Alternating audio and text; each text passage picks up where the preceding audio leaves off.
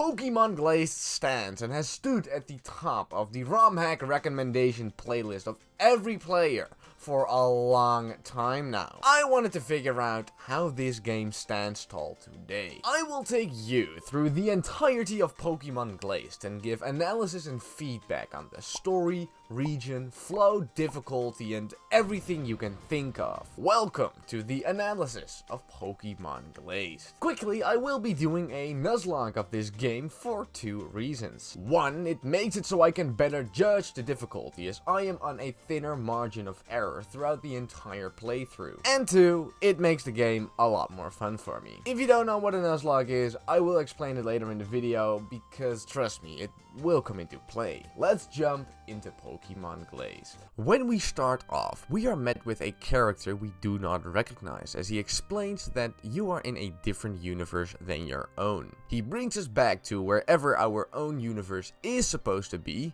disappears, and we are in our room like nothing happened. I think this is a great way to start the story, as you are definitely intrigued and wanting for more from the very start. Stepping outside, we step into Glenwood Town, which is the first town of the Two-Knot region where this game takes place. Two-Knot is a fully fledged, completely custom-made region with 8 gyms and an Elite Four. The game actually includes the entirety of Johto, as well as a couple of islands you travel to later as well, but I will get into that later in the video. The available starters in this game are Turtwig, Chimchar, Piplup, Shinx, and Riolu. We ended up taking the Chimchar. Then, right as we progress, there is a Pikachu with a red scarf who is harassing your parents. The Pikachu challenges us to a battle and we defeat him. Heads up, this is definitely not the last time we will see this Pikachu. After that, we receive the running shoes as well as the EXP share from our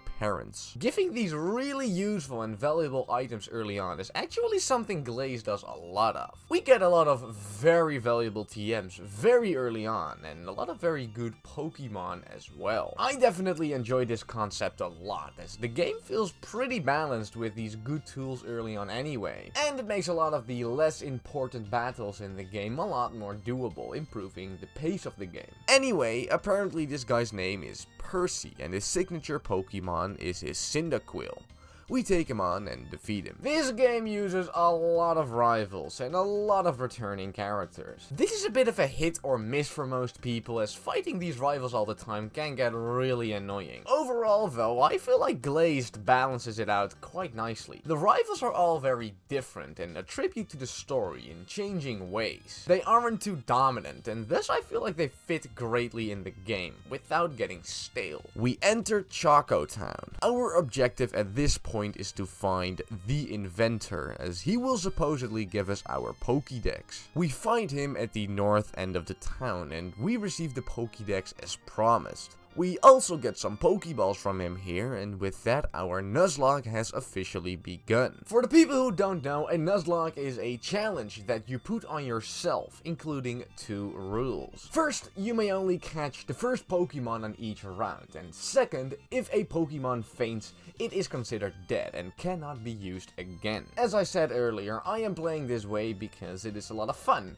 and I can give a better judgment of the difficulty in the end. Our encounter on the first round, named Forest Pass, is a Sentret, which is a pretty mediocre encounter. We then tried going up into the forest, but we were stopped by Team Fusion, which is the evil team of Pokemon Glazed. They tried to block our path, but we are helped out by a character named Blake, who is a member of the Elite Four. This is another character that is introduced super early in the game, and once again someone who will stay with us until the end of the first region, where we have to battle him as an Elite Four member. Very important character who will appear a lot more throughout the story. As we move into the Milkshake Swamp, we get an Ekans as our first encounter.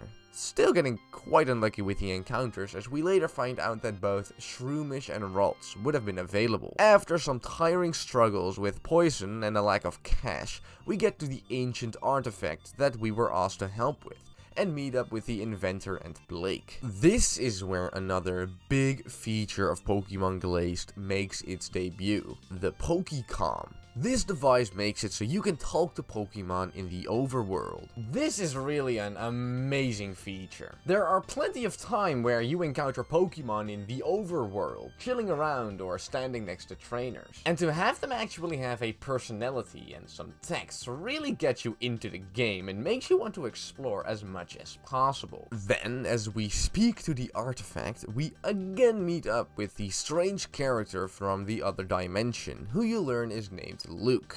There is still little to no explanation about this dimension, but there is a Mudkip to be battled, and maybe caught. Okay, that didn't go too well. After leaving the forest, we arrive in Ocean View City, where the first gym is located, containing the electric type. Before you get to enter though, you need to find the gym leader in the power generator located above. In this place I find a Magnemite as well, which I was really happy about, until it critted and killed my Ekans. You f*** off. Bro, why is this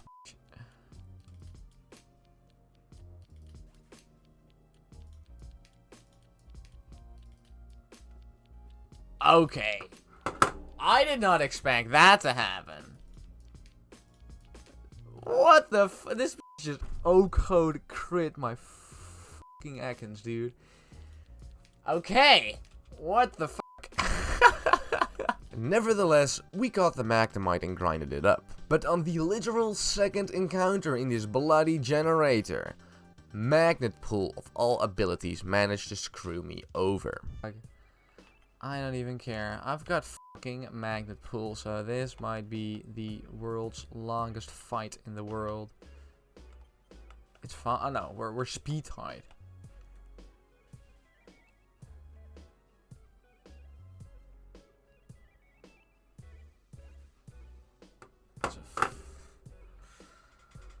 Oh my god, dude. It's a crit, bro. It's a crit. Oh, why wouldn't you crit, dog? Why wouldn't you crit? That is just... That's just wild. Oh my god. Who assaulted our parents. This is the first time you get to use the Pokecom as well, as you see what this Pikachu actually has to say. After we battle it again, we get access to the first gym leader. As soon as we try to enter the gym though, we get stopped by another new character. She introduces herself as Shell, who is yet another rival we encounter. In this first battle, she is an avid user of grass types, probably to fit her green appearance. We manage to dispose of her quite quickly and do some grinding before taking on Sparky, the first gym leader. Having a Luxio with both Intimidate and Crunch at level 14, this is the first encounter with a real challenge in this game. After disposing of his Luxio decently easily, we run into his Mareep with Static, immediately paralyzing our Furret. We were actually quite lucky to get a crit on the Fury Swipes, as this thing tried to use Substitute, which could have gotten us into a load of trouble. The Mareep was dead as well, and that brought the battle to his last Pokemon being a Jolteon. We were extremely lucky to get a burn on Ember on the first turn, as this Jolteon hit crazy hard with Thundershock. We had no choice but to heal spam and swap as soon as we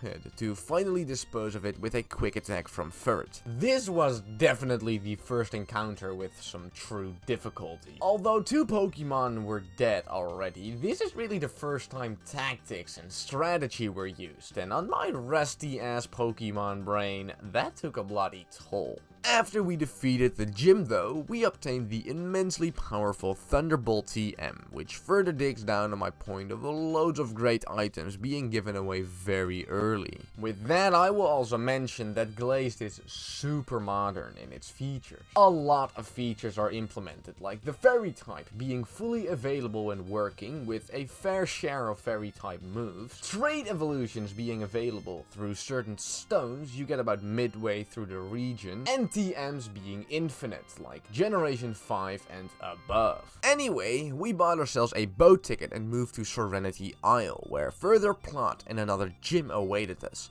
this one containing the ground type. Professor Willow, the professor of this game, calls us to move back to him to deliver a package, and a quick way would be to move south over the Serenity Bridge. I wanted to immediately do the second gym, but since we currently only had a fire type and a normal type, we were not in the best shape. I was absolutely craving some more encounters, and we were broke. We had to make a plan. I could remember there was a side quest you could do that granted us access to the Wish Island, where a Jirachi resided. Finishing the side quest, we obtained the Wish ticket, which we took hungrily. The island was available from Ocean View City, which we already have access to, so we could take our attempt at this Jirachi anytime. Next up, we made use of a feature they added in this game called the Lighthouse Challenge. It consists of 8 floors, each containing a trainer with a different theme of Pokemon, corresponding to the type of each gym leader. At the end of this lighthouse, we are able to obtain an Eevee, which is of course a very valuable encounter. The problem is though that there are 8 trainers with different strong Pokemon awaiting you. That's why we're not going in there for the Eevee at first. By defeating this guy right here each time and going back out, you receive $1,200 each time, which was very valuable to us at this point. We grinded him out for a while and got ourselves some potions to finally conquer the Serenity Bridge, which actually had some hard-ass trainers for only having 2 Pokemon on our squad. We passed it up safely though, and then were finally able to get another encounter at the Springside Path.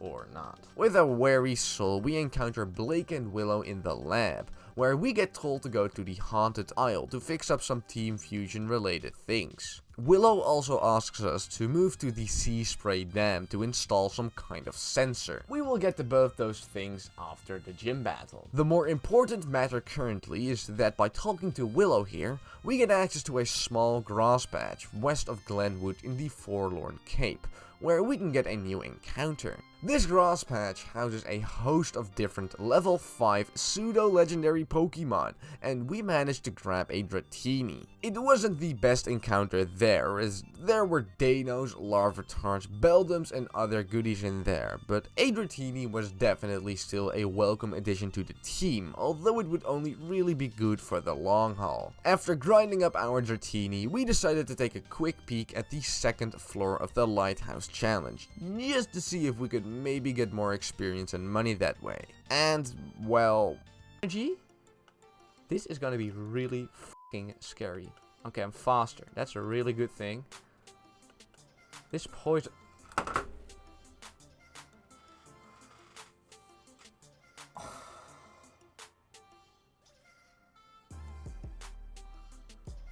Oh my god, you gotta be kidding me, dude. Now, we are royally screwed. We have a ground type gym coming up, and a fire type and a weak dragon type. We were very quickly running out of options. By simply panicking around the map, we realized we had never gotten an encounter in Ocean View Park, and now that we had received a cut HM from Willow, we got the opportunity to roll. We picked up a Vulpix, which was frankly one of the last Pokemon we needed, as it was another pure fire type. At this point though, we had no more options. We grinded up and evolved our Pokemon and challenged Terry, the gym leader. My main strategies at this point were to use the Dragon Rage of my Dragonair, as that still reliably killed most Pokemon at this stage in 2 or 3 hits, and to hopefully get a Will-O-Wisp from my Ninetales off to cripple the opposing damage output. We were able to kill off the Gligar pretty reliably, but we could not leave Dragonair in against the upcoming Vibrava, being pretty sure it had Dragon Breath. We managed to both confuse and burn the Vibrava, and with a little bit of luck, we were able to defeat it with Dragonair. We were pretty relieved to see that his last Pokemon was only a Phanpy, even though we were aware how much trouble a Defense Curl plus Rollout could foster. The Phanpy ended up carrying a Substitute plus Leftover set of all things, along with the obvious Defense Curl plus Rollout. We got it out of its Substitute as soon as possible, and foreseeing the Rollout, we swapped out to Ninetales to confuse it. This wasn't the most reliable way to stop the Rollout sweep, but we barely had any choices left. Luckily, it hit itself in confusion immediately after the first rollout, and along with the burn we got off, we were able to manage the Vampy. With that, we finally got the second gym badge, along with the TM for Earthquake, which was obviously going to be very useful. We could now finally move to the Haunted Isle to do some more story, as well as get a bunch of new spicy encounters. The Haunted Isle is one of the mandatory story elements, as you end up meeting the leaders of Team Fusion as well as their son. You are crashed here, making it so you have to explore it, and it's honestly a pretty cool place. On the island we pick up a weasel, finally giving us some diversity, and in a cave called the Haunted Rock, we pick up a Ghastly, which I'm super gassed about. At the end of the first stint of the cave, after fighting 6 billion fusion grunts, we find the red scarfed Pikachu again. As you can talk to him via the Pokecom, you just find out that he wants to see you lose, and your dreams crumble. I admittedly really like this Pikachu a lot. He's got some type of edgy, rifle-ish vibes on him, but it does really fit him well. You obtain the Delusifier from the Pikachu, which is an item you need to progress to the end of the Haunted Isle. There we meet one of the Team Fusion bosses. We do battle him and he doesn't pose that much of a threat. And you do hear him talk a tiny bit, but this is just a small intermezzo to try to progress the plot and let you meet a new character, as well as remind you that Team Fusion is still a thing.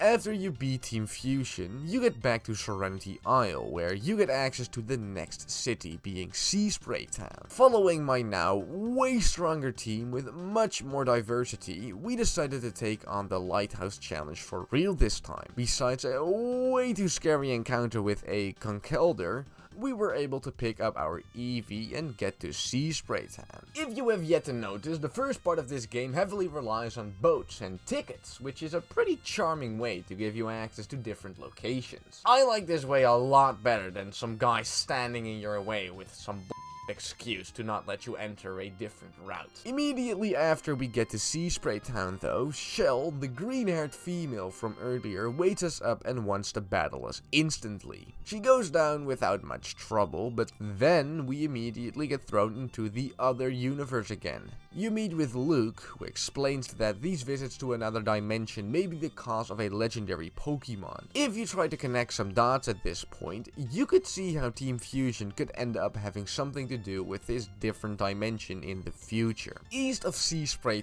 Town is the Sea Spray Dam, where Professor Willow asked us to install the sensor. We also pick up a Pikachu here, which comes in handy as Sea Spray Town has the third gym containing the water type. Entering the dam though, I don't pay enough attention to the trainers and end up in a double battle where it could have been avoided. I would love this to just be a pro Nuzlocking tip where you need to pay attention at all times, and after the initial scare we got away happily after.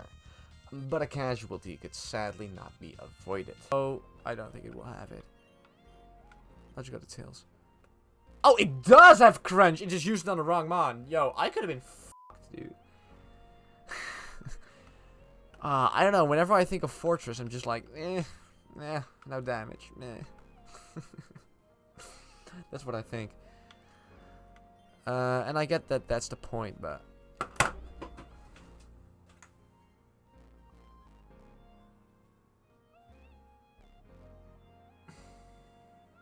Bro.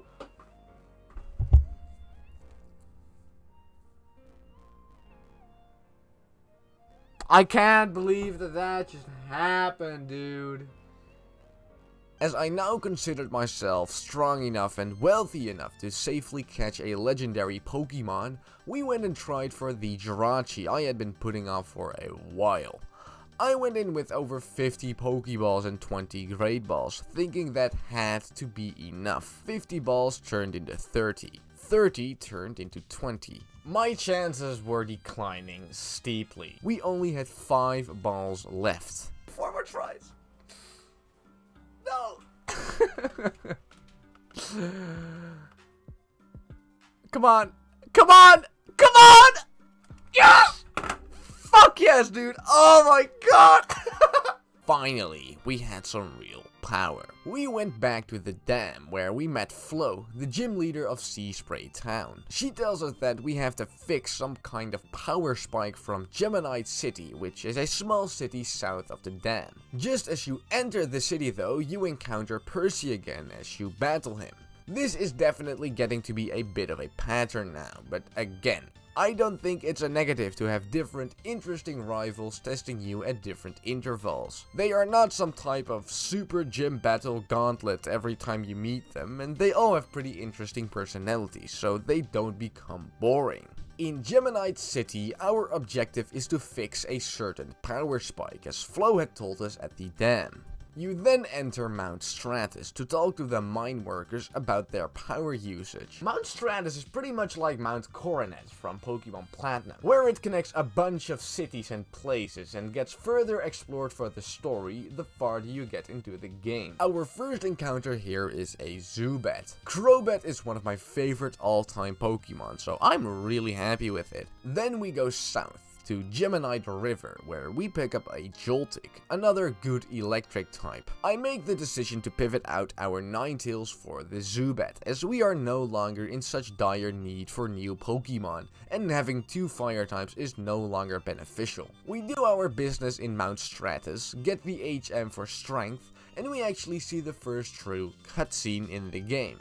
I like this a lot. It gives charm and life to the story, and even though the cutscene isn't long or complicated, it shakes you up a bit and reminds you constantly of the enemy team, simply keeping you engaged. We speak back to Flo, the third gym leader, who actually ends up giving us the HM for Rock Smash. Strength and Rock Smash are both mandatory HMs, and as soon as we get the badges, it allows us to progress. As we step into the gym, we actually meet our third rival. He introduces himself as Kato and has blue hair with a water type starter. This game uses a lot of rivals, but as I've said, I don't think that is a particularly bad thing, as it keeps you on your toes. We beat him pretty easily and take on his mother, who is the first gym leader who just falls. We pretty much sweep her entire team with Thunderbolt on both Raichu and Jirachi, and she barely even forms a threat. It's not that she doesn't have strong Pokemon, it's just that at this point in the game, our Pokemon are really spiking in strength and coverage, and is just starting to get into its groove. I mentioned before that Glazed is okay with giving you a lot of great tools to use, but to be fair, it gets a bit dumb sometimes. In Serenity Isle, you can get the move Spore, which is a sleep-causing move with 100% accuracy onto any Pokemon for the price of $500. That can be really overpowered, and it's just simply written into the game. At the same counter, you can also get Leaf Blade on any Pokemon, which I suppose is for the ground-type gym in the city if you have no coverage, but that is still something I'm not sure is very balanced and can make some Pokemon too good. I think Glazed does a great job of giving and taking to where you have a nice battle experience in general, but it does go too far in some places, and it's definitely a slight nod against the balance and thus the difficulty. As we travel to the next city, we once again meet the red-scarfed Pikachu. Surprisingly, he doesn't battle us, but he does take our badges away, making it so we are unable to use the HMs requiring the first 3 badges for the time being. We see Blake again, who basically says, "Sucks that you lost your badges, bye." And we arrive in Stormy City, where the 4th gym leader resides, using the grass type. There's also an adoption clinic here, where the feature of talking to Pokemon really comes through, as it just has something warm and genuine to see the Pokemon communicating with you. We also pick up a disgruntled Growfile there, who wants to join our team. From Stormy City, you can also find the Trainer Isle.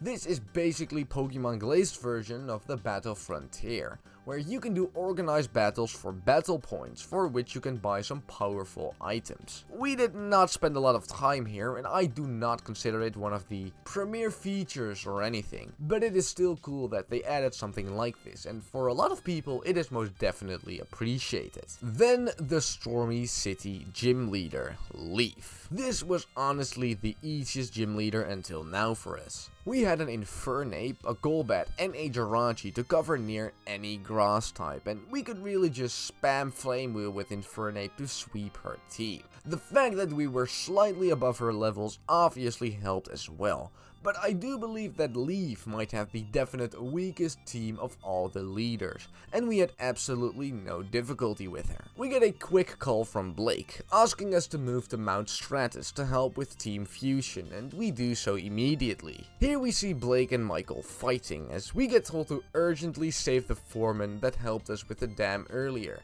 as they are apparently holding him hostage. Here we see that the Pikachu is apparently working together with Team Fusion, and we meet another important character for the story named Henry here as well, who seems to be working for Team Fusion. After we fight Henry, the Pikachu once again challenges us, and after we fight him, we finally learn who Henry is. He is the son of Michael, the big Team Fusion boss. He doesn't want to go with the crimes his father's team is committing and wants to help to stop Team Fusion. He will play a big role in the later parts of the story as well. We do get back our badges too, which the Pikachu dropped in its hurry. At last we learn that the final plan involves Mew of all Pokemon as well. Then, like we haven't just gotten enough information already, we take a trip into the other dimension while taking Blake with you. Apparently Mew has got loads of things to do with the dimension changing, and that is all theorized right then and there with Luke as well.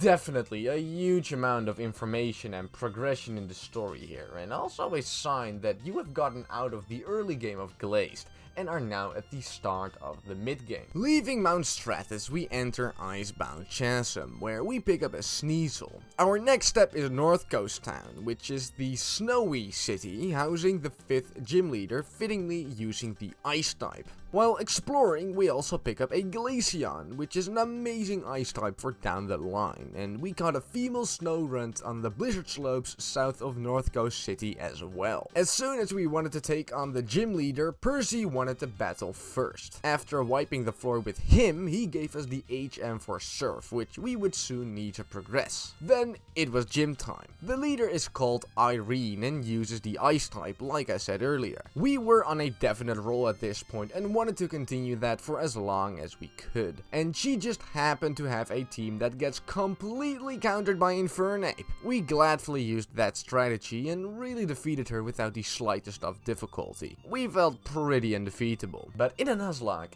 those good times never last forever. Now that we had access to Surf, we went into Icicle Tunnel, where we caught a really worthless Delibird on our way to Cape Azure. Here we meet up with Blake, telling us to go to the Safari Zone, as well as to try to get our 6th badge as soon as possible so we can fly around. In the patch of grass outside the Safari Zone, we catch a very useful Swallow, and in the Safari Zone itself, we meet up with Shell, who grants us a bike, allowing us to move down from Cape Azure and progress. For a quick side note on the Safari Zone, for me it just has the same impact as the Battle Frontier. It's something I'm just not particularly interested in when playing a hack like this, and thus I will not cover it in depthly. For as far as I could see, it's a pretty conventional Safari Zone with some extra features like berries with which you can lure Pokemon, as well as a bunch of items and strong Pokemon. But that is the extent of what I'm interested in covering on the Safari Zone. With the bike, we now have the ability to move south of Cape Azure, where we very fittingly arrive in Southerly City. And hey, what a surprise, we get caught up in a rival battle, this time with Kato. Now, I gotta say, this definitely got us a bit less easy. After we killed his Houndoom with Floatzel, I wasn't paying enough attention and didn't see that Feraligatr was coming out, so we stayed in. Quickly realizing my mistake, we swapped to a Raichu, thinking it would be an easy Thunderbolt, but we got slowed down by Scaryface, and here I realized how frail my team was at this point, as this Feraligatr could do about 40% damage to pretty much any of my Pokemon, causing it to be able to kill something with a single critical hit. I eventually managed to take it out in a near stall race, and luckily his other 2 Pokemon went down decently easily. But this definitely made me realize the enemy Pokemon were catching up in both bulk and power again, and my strain of easy victories had somewhat stopped. Following this near-death experience, we caught a Fluffy in the Espo clearing west of Southerly City, and we caught an Abra in the psychic-filled Espo Forest. This is actually the first forest since the Milkshake Swamp at the very start of the game, and I think it's a nice area because it brings a pretty mystical and mysterious vibe to it. The forest is filled with psychic types, and it actually plays another key part in the story as you meet up with Blake here. He tells you that he has now become the champion of Tunod, meaning he would now have less time for Team Fusion. Right at that moment, you get transported to the mysterious other dimension again. Here you get told that Mew definitely has something to do with the changes in dimensions, and that action needs to be taken as soon as possible, to which Blake just flies you out to Temporal Tower, where you meet up with the red scarfed Pikachu again. This kind of info dump in a very low amount of time is something Glazed has done several times now, and to be fair, I would understand if people would just lose track at some point and just kind of wander off the story. I personally feel like this is a strong suit of Glazed though. I've played plenty of ROM hacks where it just turns into a battle simulator at some point. The story is then dull and simplistic, and you just beat the trainers because it advances the game. Glazed's story is not perfect, as we will see a little bit later in this analysis, but it does stay pretty sharp and logical throughout. I feel like these big story moments and different characters keep me engaged, and this made me want to keep playing. At the place where we currently are, Temporal Tower, we pick up a very useless unknown. Then, west of that, at the Temporal Sea, we catch the forever underrated Tentacool. This tower is another Team Fusion gauntlet, where you just battle a bunch of them in a row while exploring the tower. It ends with you meeting the wife of the Team Fusion boss Michael, who is called Regina. This is basically where you learn that Team Fusion is some kind of family business that is for some reason really out from you, although at this point you don't know why. After beating up Michael again, we receive the HM for Fly, which is interestingly mandatory to progress in the game. The next step is to fight a 6th gym leader in Southerly City called Ernest, housing the fire type. He started off with a Mag Mortar, and I thought I was in pretty good shape with Floatzel. We were once again on a decent level with him and thought this could be an easy double Scald. That quickly disintegrated as we got hit with a Thunderbolt which nearly OHKO'd me. We were still able to dispose of it though, and then took on the Charizard with Raichu. We were aware this thing could maybe have Solar Beam or a hard-hitting Flamethrower or Fire Blast, but we did not expect this to happen. Just to cripple it. Paralyze first turn. Earthquake! That's gonna kill. That's gonna kill Yellow. That's gonna kill Yellow. Please live. Oh my goodness. This bitch runs Earthquake. That's wild, dog. What the fuck? Oh my god. Raichu was instantly OHKO'd by Earthquake, and with my frail team, we were in some pretty deep trouble. With a pretty lucky double paralysis, we were able to heal up Floatzel and kill off the Charizard, but it did still get a Sunny Day up, which would bother me a lot for the foreseeable future, as their damage output would be increased dramatically. For their Infernape, we literally had such little power and coverage on my team that my best choice was to let my own Infernape fight against it. Although we had both a flying type and water type in our party, we knew from my own Infernape that it learns Thunder Punch by level up, which would eviscerate both my Frill, Golbat and Floatzel, thus not making them good choices here. The Infernape versus Infernape battle luckily went pretty well, and we decided to use my Floatzel for their Blaziken. As I have insinuated at different times now though, my team was extremely frail. Okay, that's a good amount of damage. High jump kick! I think that's gonna kill. I think that's gonna kill. Oh my god, dude. Are you kidding me right now? We luckily took out their Blaziken with Golbat before it set up Swords Dances, but even against their final Pokemon, being a Typhlosion, we weren't able to leap without a scar. Okay, it protected, that's always good.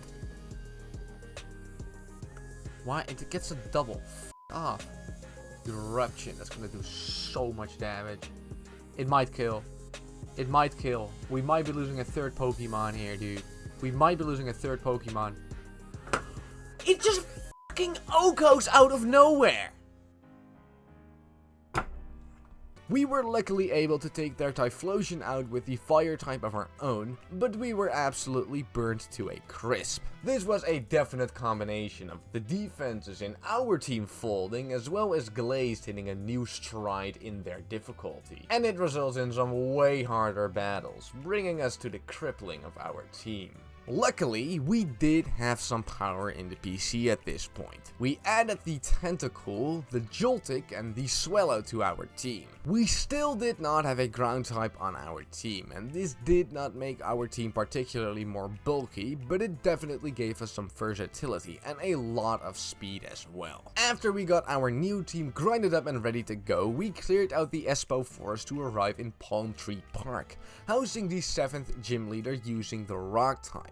Here we picked up a very useful Scraggy. Then, pretty uniquely, the Fly HM is actually mandatory to use here, as the Palm Tree Resort is blocked off by Team Fusion at this point. With Fly, you can bypass these grunts and arrive in the park, where Henry actually explains that Team Fusion is after Dialga, Palkia, and Giratina, the signature legendary trio of Sinnoh. For this, we have to move to the Spatial Ruins, which is located south of the Palm Tree Resort on the water route. In the Palm Tree Resort itself, we pick up a Wingull. We also buy a shiny Magikarp from a fisherman here. Arriving in the Spatial Ruins, we find our next Team Fusion Gauntlet. We also find the red scarfed Pikachu again. After we beat him here, he tells us that he is somewhat tired of constantly losing and doesn't want to follow us anymore. Because of how edgy he always is normally, you do feel some kind of sympathy for him.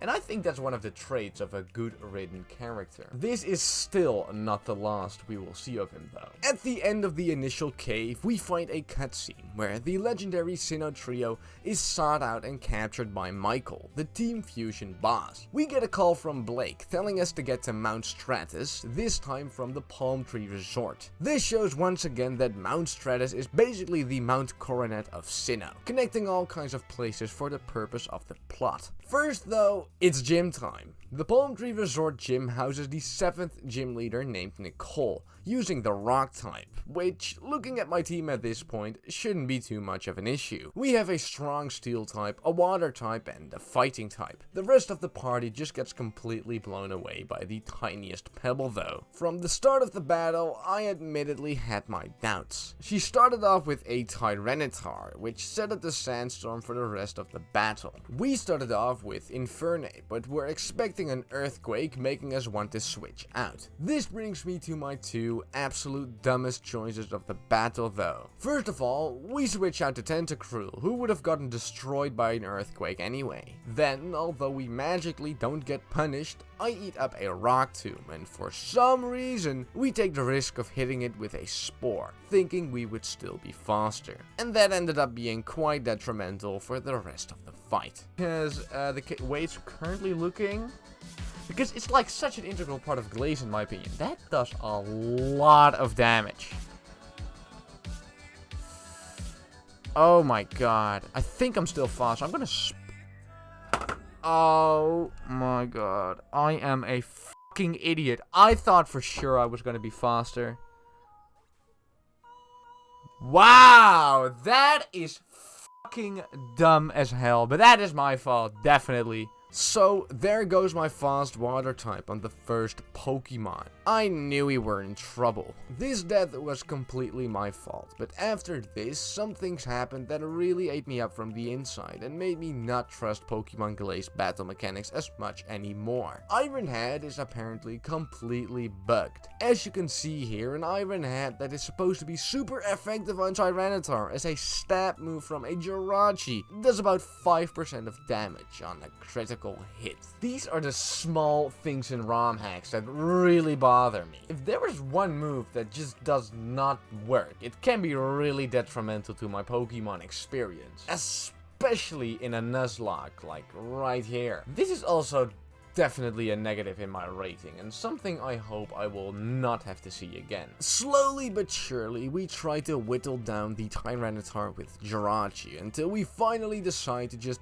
put it to sleep and simply superpower it with Infernape. Rhyperior comes in. Normally this would have been an easy serve with Tentacruel, but I obviously lost it like an idiot. We sent in the Dragonair with a way weaker Surf, but still my best option at this point. It lives on a smither of HP and we barely tank an Earthquake plus Sandstorm. We take it out with one more Surf and luckily had a decently easy matchup against the upcoming Aggron, with some Mach Punches of Infernape. The Shuckle was only a pain because of the ungodly amount of time it takes, but a pretty nice breather for me at that point. And the final Cradilly went down without too much trouble. We were able to grab our 7th badge, but sadly not without any casualties, as well as the discovery of a nasty glitch. We replaced the fallen Tentacruel with the very recently obtained Magikarp, and then went to Blake and Henry to obtain Rock Climb, allowing us to move to the latter parts of Mount Stratus,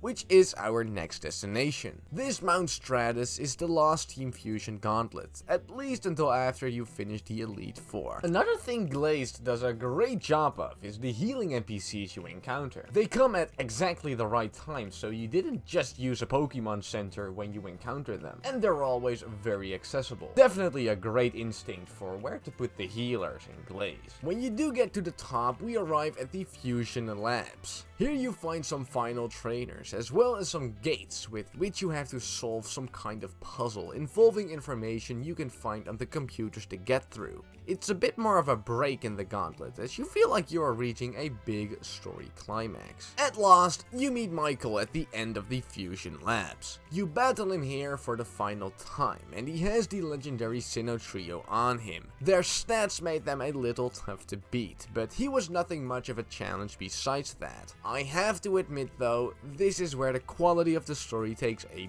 dive. For some reason, the trio is able to summon the Mew, but he is not obeying Team Fusion. The Mew beats up Michael, after which you beat up the Mew. It ends up being surprisingly strong, especially after an Ancient Power Omni boost. Nevertheless though, it ends up going down, and right then and there, Michael's story literally concludes in 3 sentences. I had no idea about the power of legendary Pokemon. I was a fool to think I could control one. I will pursue my dream in a different way. I honestly don't really know what they were thinking here. The story with Team Fusion, the different dimensions, the Pikachu and the involvement of Blake was really interesting for a very long time. And it ends in such a shallow statement on the leader of the pack. Now, the story does continue to try to explain everything that's happened in the past, and it does eventually continue on beyond the Elite Four, but sadly the main story did not have the ending that I believe it deserved, and that is just a bit of a shame.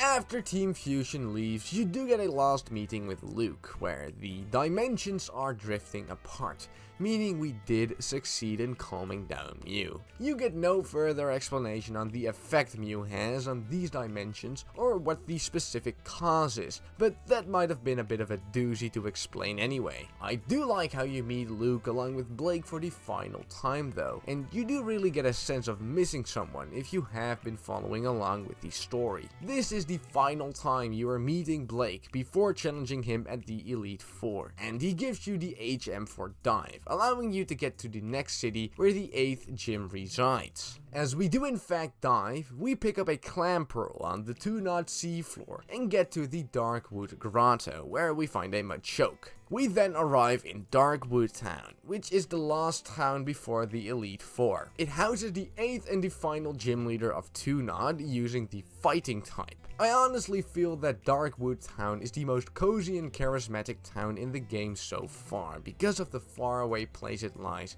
and the autumn-like vibe it gives off with all the leaves and waterfalls and stuff. Right before the gym, we see Percy again. He asks us for a battle. Now, I don't know that if we had said no to this battle, we could have skipped it without sacrificing progress. But if we could have, I have a deep regret about agreeing to this battle with him. No one told me he had a Gardevoir with Calmite and Double Team. And no one told me also, even after we replaced the Iron Head on my Jirachi with Flash Cannon, it was still bugged. The Fairy type is in the game, making Gardevoir susceptible to Steel type moves, and yet again it did an unrealistically small amount of damage, along with no super effective text being present. Now that frustrates me beyond belief. If I was not so extremely invested in this game already, this might have been something I would have just quit on. But I was positive on finishing the game as well as making this video, so I kept on. Moonblast did a wild amount of damage to Gyarados with the Calm Mind up, and although I immediately realized I did something retarded, I want to slightly blame this bug on the Jirachi for what happened next. And this is +3 double. I'm dead. Fuck this fucking game, dude. Oh my god, because this thing is fucking... So that was my starter gone, as well as probably my hardest hitting Pokemon. We had no choice but to stall out and heal spam on this Gardevoir, and sadly, with heal spamming just comes certain risks. Need to hit... I'm begging for a crit here. Will you get fucking paralyzed? 5 turns!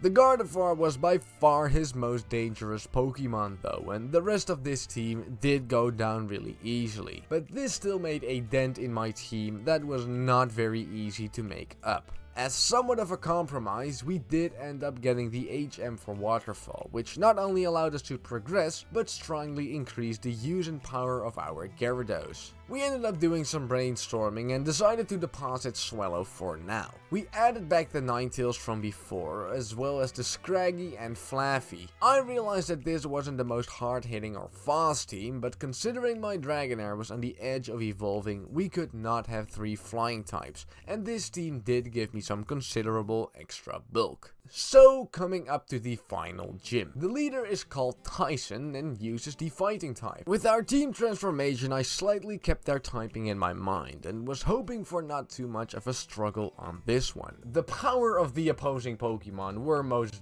definitely rising. Their Hitmonlee fell to Jirachi pretty easily, and with a burn and confusion, their Lucario fell to Ninetales. The Gallade died to some waterfalls from Gyarados, and so did their Scrafty. Their Conkeldurr fell to Jirachi, and with that, we defeated Tyson, the 8th gym leader of 2-Nod.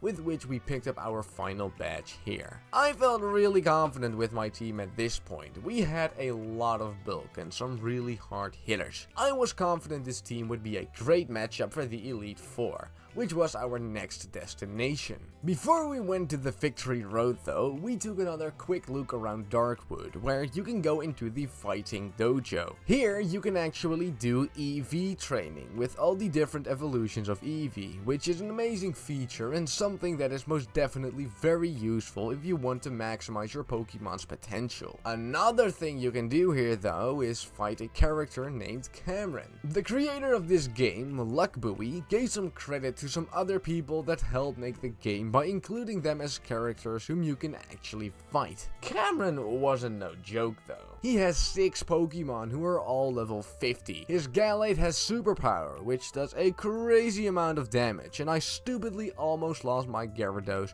to the Thunder Punch of Infernape, of which I knew it learned it by level up. Then I made a huge mistake. Heracross came out, and if you know anything about Heracross, you would know it gets the Guts ability. I could have easily hit it with a double flamethrower to take it out, but I wanted to play it safe by burning it first, so its attack would get cut in half. Which obviously doesn't work here, as, you know, Guts doubles that attack with a burn, and played right into its hands.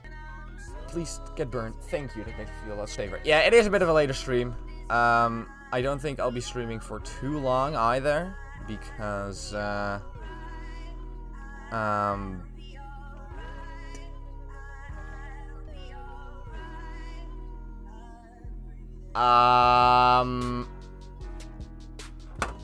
forgot that Heracross gets Guts. Ninetales dying really sucked, because it is of course a nice, strong, bulky fire type with Will-O-Wisp, but with the power we had in the PC, it was something we could recover from. We took out the Heracross with Gyarados, got rid of its Breloom with Jirachi, then swapped back to Gyarados for its Scrafty and took out the final Machamp with Jirachi again, who was really become a huge killer for all the Conkeldurs and Machamps you face. Sadly though, this side trainer ended up denting my team again. After you defeat him, you do receive a Blaziken, which is obviously an absolutely amazing Pokemon, which somewhat makes up for the loss. Because we did already have a fighting type in Scrafty, I ended up replacing the Ninetales with Sceptile, as we hadn't had a grass type all game, and figured it would be a nice help with the Elite Four. Then, with our ability to now use Waterfall outside of battle, we set out for our journey to the Elite Four. In the Subfall's cave, we picked up a Bayonet, and we got a Sandslash in the Waterfall Gorge, in which we had not received an encounter yet. As you enter the Path of Victory, you battle Shell again. She has honestly gotten pretty easy at this point, and doesn't really surprise you anymore. Right as you move on though, there is a little house that you can enter, and here you meet the character Luckbuoy,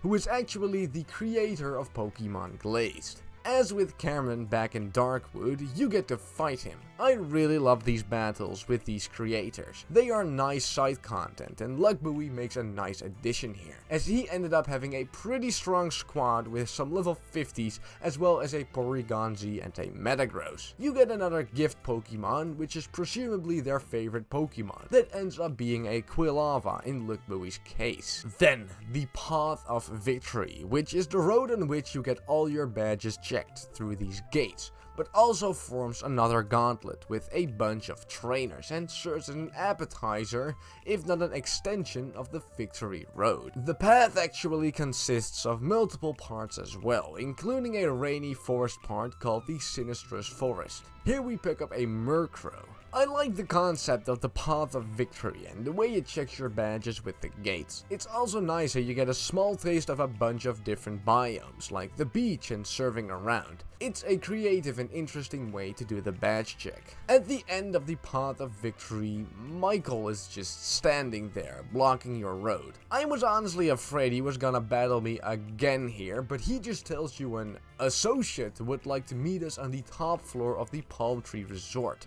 for which he gives me a pass here. Since he will not let us through until we meet with this associate, we go and find him. And what a surprise. It ends up being the red scarfed Pikachu. He tells you he doesn't want to chase us anymore for revenge and wants to battle one more time for closure. After we do so, he tells us he wants to battle for good now and no longer for evil, and thus joins your squad as a usable member. I think the Pikachu is one of the most well-made characters in the game. I've said before that he actually creates a sense of sympathy, which is really hard for a character to do. And I think the edge it has in the beginning makes his decisions for more power really funny. I've heard people say that he's a bit annoying, but I disagree wholeheartedly. To me, it's one of the defining characters of Glazed, and it's just a great charismatic character in general. Getting back to Michael, he tells us that he released the legendary Sinnoh Trio, meaning that you are now able to capture them freely.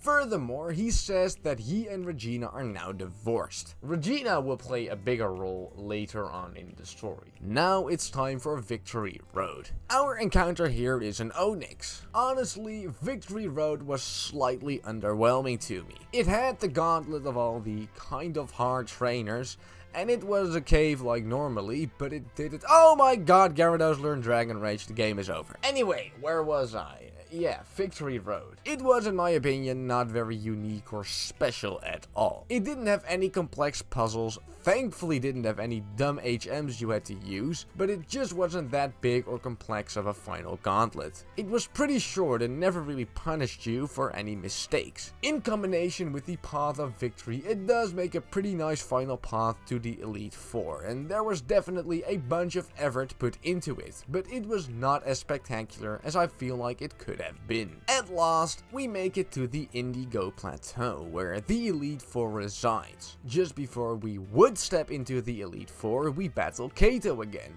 At this point, he just falls kind of easily. We got the whole squad up to level 53 in the hope that that would be enough. It was time for the Elite Four. The Elite Four in Glazed actually works really cool, and I love this concept so much. Every member is not separated in terms of type, but in terms of color. There is a pink member, a purple member, an orange member, a grey member, and then of course Blake, the champion, who uses the black Pokemon. This makes it so the members still have a theme, but are not limited to a certain type of Pokemon. This makes it so the members still have a theme, but are not limited to a single type of Pokemon, not exposing them to certain Pokemon to just sweep them. The first member is Rosaline, using pink Pokemon. All Elite Four members also have their mascot and Ace standing beside them as well, who all have a little personality and text they tell you,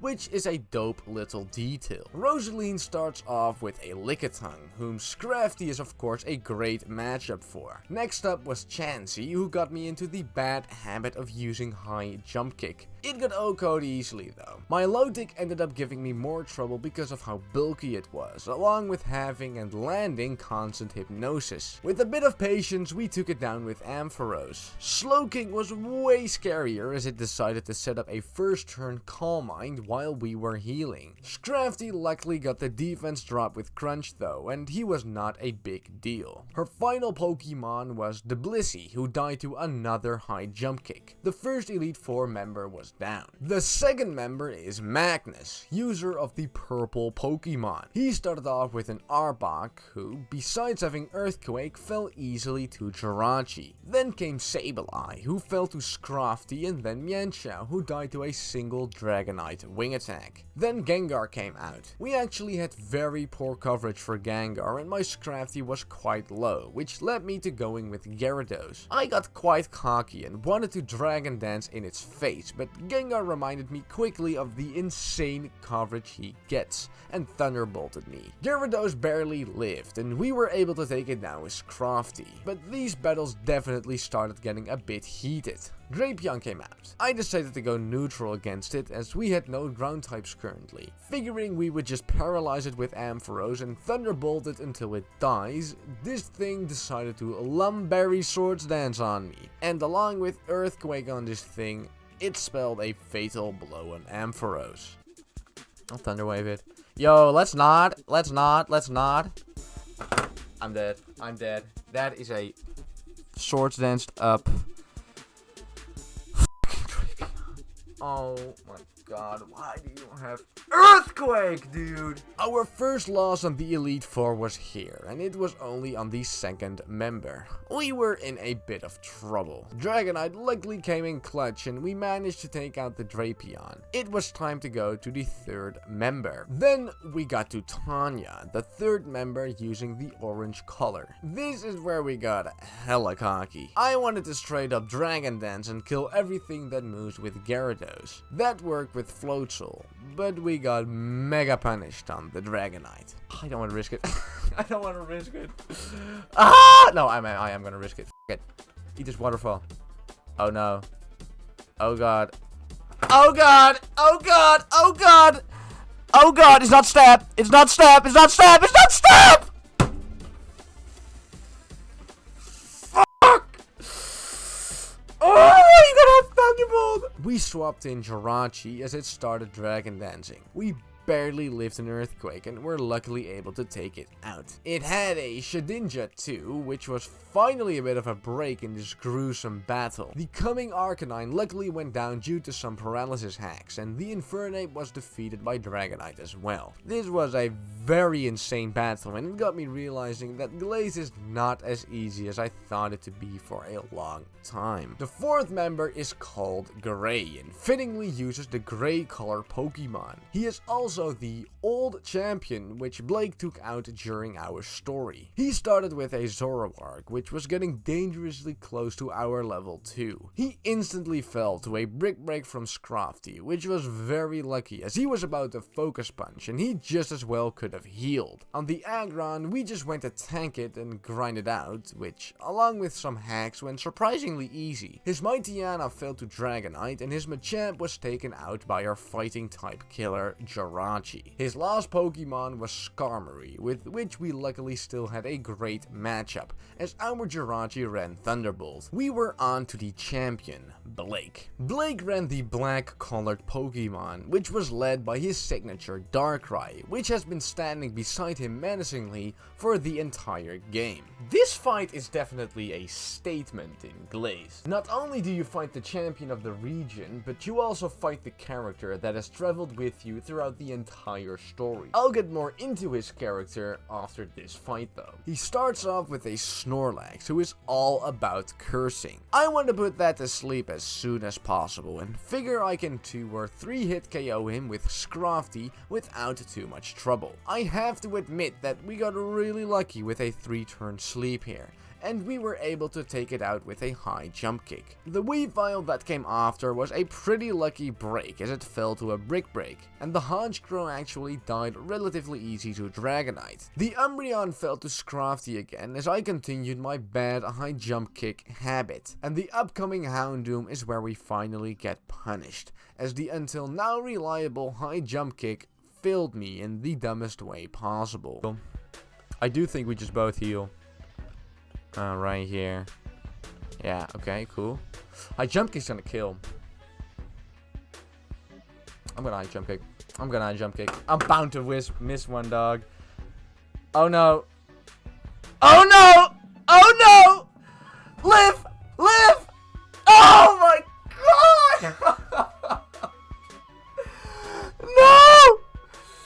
Oh, why do I miss? Oh my god, that was unnecessary too. The Houndoom fell to Dragonite's Surf, and the Pokemon left was Darkrai, who ran a lovely Kiss Nightmare substitute set out of all sets. True to its name though, it could be a definite nightmare indeed. In a very gruesome and long final battle, I was finally able to take down the Darkrai with Dragonite, and that crowned us champion of the 2-Nod region. After this, there's actually a nice cutscene. Since you are continuing on your journey, you are unable to fulfill your duties as champion. This makes it so the next person that comes through the door is crowned as the new champion, and that ends up being Percy, with his signature Quilava. This is a really nice final way to see him, and a cool way to include all 3 of your rivals in the final stretch of 2-Nod. This is also where I want to shine a better light on Blake. I think he is another greatly made character that shows charisma and character throughout the entire game. He meets you from the start of Team Fusion and helps you out at a load of intervals. He somewhat fulfills the role that Cynthia tried to fulfill in Platinum, except Blake shows way more poise. And the way he eventually becomes the champion gives him a way more badass feel. If I match Blake up against any of the characters of the original games, I would definitely put him at the top. After you do defeat Blake, you get registered in the Hall of Fame, which places you back in your bed in Glenwood Town. Once you step outside, you immediately get approached by Professor Willow,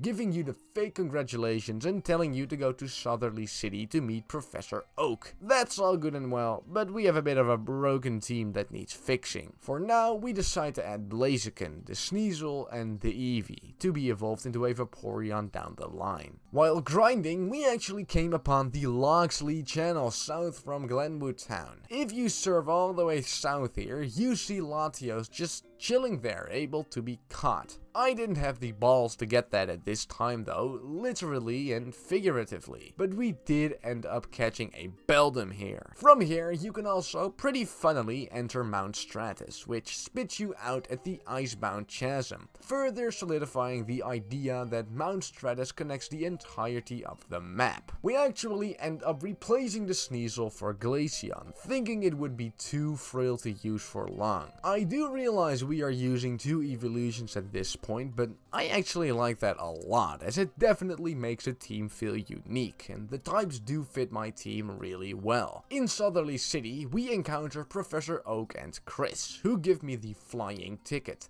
allowing me to take the plane to Johto. Yes, you heard me correctly. Johto has been entirely remade from the ground up, and it is fully playable in Pokemon Glazed. You once again have 8 gym leaders to go up against, along with another huge, unique story, as well as a bunch of features, places, exploration, everything. Bound Silver had apparently been hit by a giant meteor, making it so the Indigo Plateau was completely destroyed, and a lot of things had to be rebuilt and done differently, which is a great argument for the changes that have been made in Johto and gives a different feel to the region as well. You arrive here in Cherry Grove City, where pretty funnily, Guy Gent from the original Gen 2 games stops you from going up the route until you have taken a starter from Professor Oak, even though you have just defeated the Elite Four. Arriving on Route 29, we pick up a Pidgeot. All levels here in Johto are completely adjusted to your own levels, and they pick up the pace here quick. In New Bark Town, you actually meet up with Shell and Silver, who are apparently brother and sister. Silver is now some kind of big battler here and a part of the Pokemon League, which is a pretty cool way to include him in the universe here. You do indeed get to pick up a Johto starter here, and we end up taking Totodile. South of New Bark Town is actually where the Pokemon League now resides, as the Indigo Plateau has been destroyed. I come to pick up a Pharaoh on Route 46, north of Route 29, and am then able to pass Guy Gent, who gives me a badge case. This item is necessary to collect the further 8 badges that Johto offers, and now gives us access to challenging the gym leader. On Route 30, we pick up a Ledian, and further north, you do get the Togepi egg from Mr. Pokemon, like in the original Generation 2 games. I am a fan of this combination of complete old schoolness from the original games with the creative and new ideas that Glazed throws on it. Really gives you the Johto vibe, but still feels like you're playing a new game. Further north, we come to catch a Butterfree on Route 31, and we make our way over to Violet City. Here you actually see Henry again, who informs that his mother, Regina, ex-wife of Michael,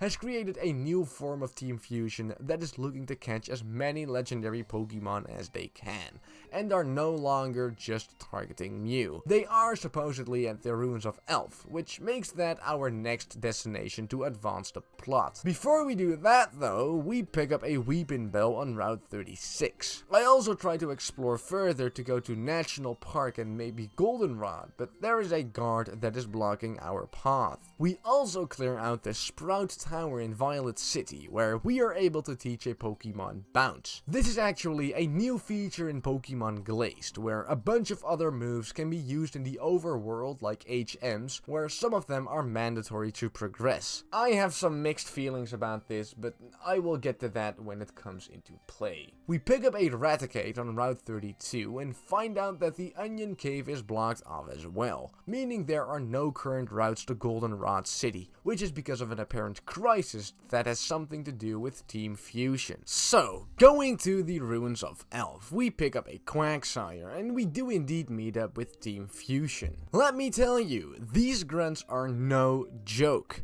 They regularly have extremely strong Pokemon with very powerful moves, and you really need to pay attention to every battle here, as they are no joke at this point in the game. They don't relax even a little bit after the Elite Four, but I am honestly a fan of that. It's stressful if you're playing a Nuzlocke, but that constant difficulty rise definitely keeps you on your toes. At the end of the Ruins of Elf, you meet Regina, who is trying to get the Volcano Orb, with which she can summon up Entei. Then you battle her. Her team is pretty dangerous, but quite weird as well. Her Ditto goes down really easily, and her Zoroark is a bit of a stallfest. Then she has the Nuzlocke's Nightmare, Wobbuffet, who I slowly but surely take out with quick attacks of Sceptile. Her Miltank had Bite, which was of course extremely dangerous, and we barely lived it. This was almost like a stall team, where using your opponent's strength against them is the name of the game, which can be really dangerous. Nevertheless, we defeated her. Getting out of the cave, we see Faulkner, who tells us we can now go and challenge him to try to get our first Johto gym badge. Before we do that though, we see Kato standing in front of the gym, who we then battle. He had quite a wild team, including but not limited to a Porygon Z,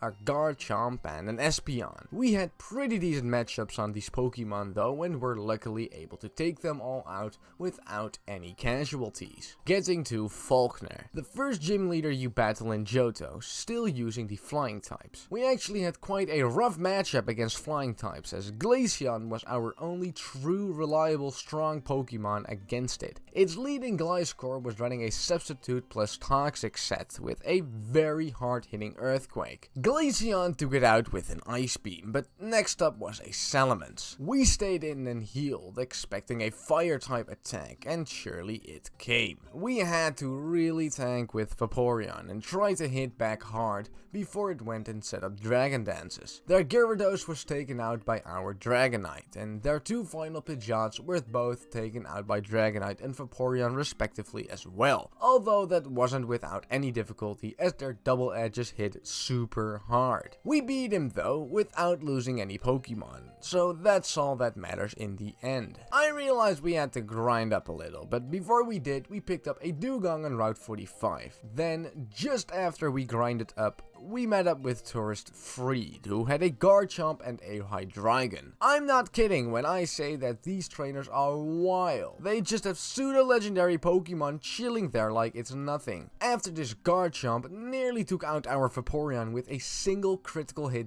dig, I decided to swap out the Glaceon to kill the Hydreigon. He hit crazy hard with Dark Pulse though, and although I wanted to avoid it really bad, here came the crit at the exact wrong time. 70 points of damage. That's my best choice though. I need to dodge this crit. Please, please, please, please, please don't do.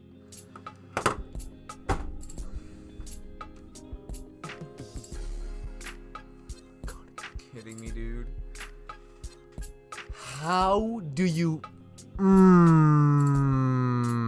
Although I knew she was frail, we ended up replacing Glaceon with a Snorunt, who would become a Frostlass. We end up in Ecruteak City, where we are met with Pius. He is apparently some type of sage that is part of the Church of Alpha, who is scared for the legendary Pokemon, as Regina from Team Fusion is now trying to capture them all. He resides in Whitewood City, which is one of the new towns that has been made for Johto in Pokemon Glazed. In Ecruteak City, you also find Bill, who is just fixing up Johto's teleportation system. There apparently was a limited amount of fly positions you could assign in the map, and therefore the creators made a system so you can just teleport to whatever town you wish as long as a red teleporter is there. All we need to do is talk to one of these red teleporters once and they will be registered and available to travel to, which is a great and creative way to fix up the fly issue, as well as a cool way to still have Bill in the game. We pick up a Goldeen on Route 42 and find a Hitmonlee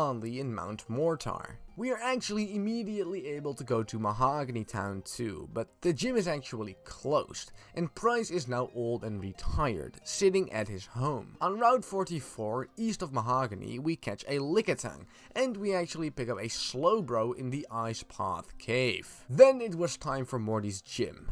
Morty uses the Ghost type and is normally the 4th gym leader in Johto, but as you can see, you do not fight them all in the same order as in Generation 2 here, which is completely fine by me. Now on the very first trainer here we see a Gengar. Fine, that's a good Ghost type, but then after actually seeing the Destiny Bond on Vaporeon, it still manages to trap me. Why are you like that? Do I have anything faster? No.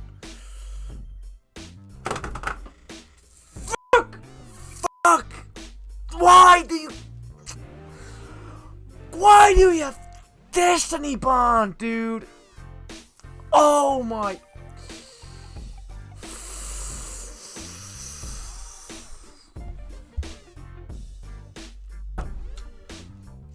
Oh no. We replace it with the hatched Togepi, and after another boiling grinding session, we finally go to take on Morty. He leads with a Frostlass, who just falls to a Jirachi Shadow Ball. His Gengar is way more annoying, as it hits hard as a truck, and we didn't have any strong answers against it. We ended up killing it with Vaporeon though, even though his Thunderbolt was still very scary. The rest of his team actually went down pretty easily, which I did not mind at all.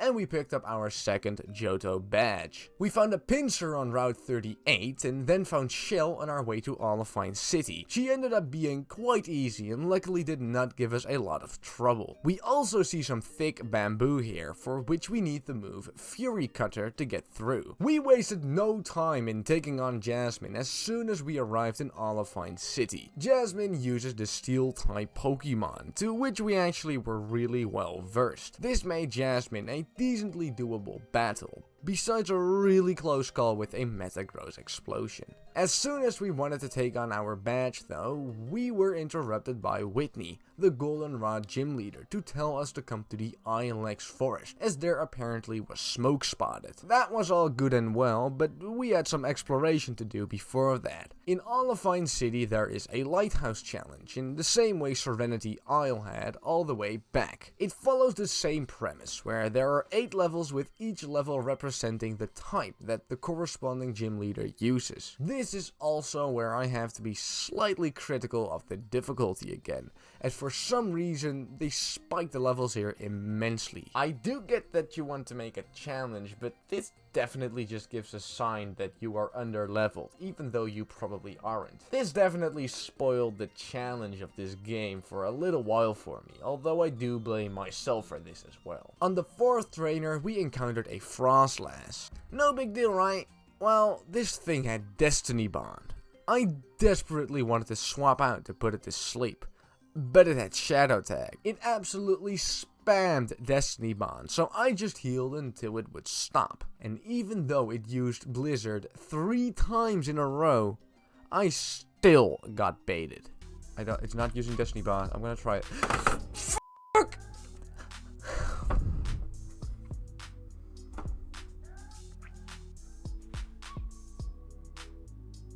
It literally baited me into using Destiny, into killing it.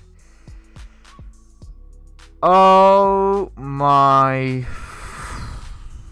I think I went through the quickest 5 stages of grief ever there. Now, I thought that was it. Surely they wouldn't have anything more deadly, right? And that's when I encountered this Wobbuffet on the 7th level. I was sure I could take this thing out slowly but surely, with much care. Well, I might have hit the most unfortunate critical hit in the entire world. No. Oh god. Okay, let's do this.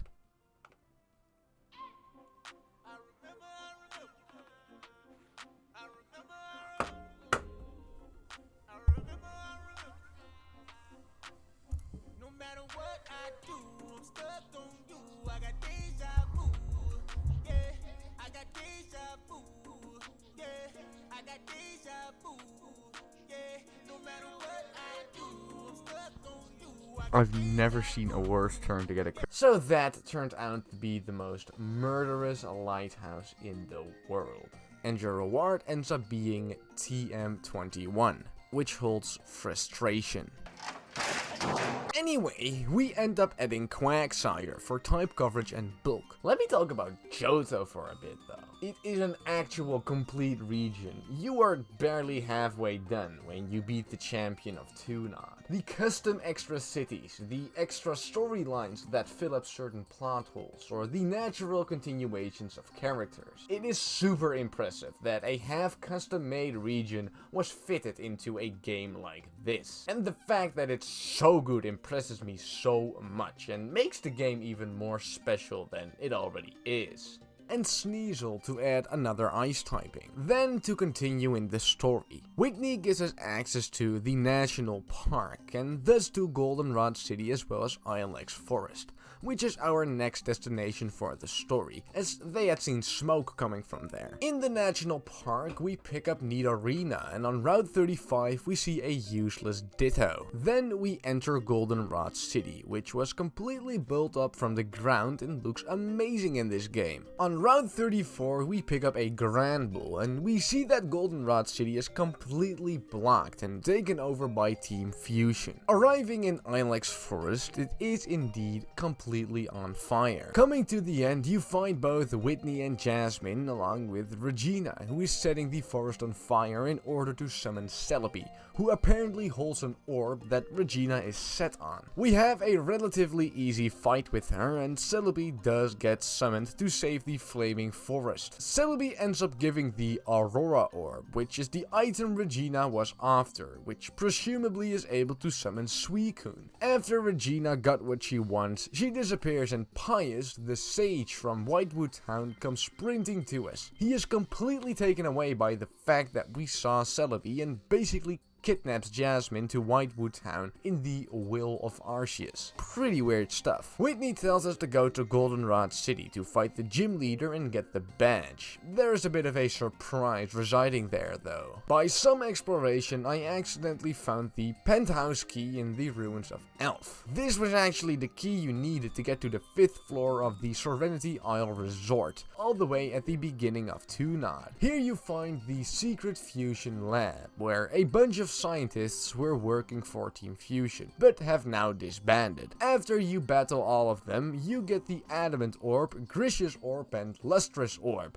which in some way, shape, or form gives you access to the Sinnoh legendary trio. Really cool how they added a location like this all the way at the beginning of the game. It really makes exploring the map really rewarding and valuable. West of Olivine City, you see that the original battle frontier is now just a way through to get to the Cyanvine Bridge. On this bridge, you once again find level 65 trainers, making me think being around level 70 should be alright. But the upcoming gym leaders and hard battles are then going to be around level 62 again. Bit of a weird level distribution at times, but alas. Coming out of the cave, we come to Cyanwood City, which now serves less of a purpose in a way, as the gym has been removed for Chuck's dojo, where you can battle all gym leaders and find Chuck as well. But it now also serves as the connection to get through the Cliff Edge Cave to get to Evergreen Town, which is another new town that Glazed added to Johto, as well as our next destination,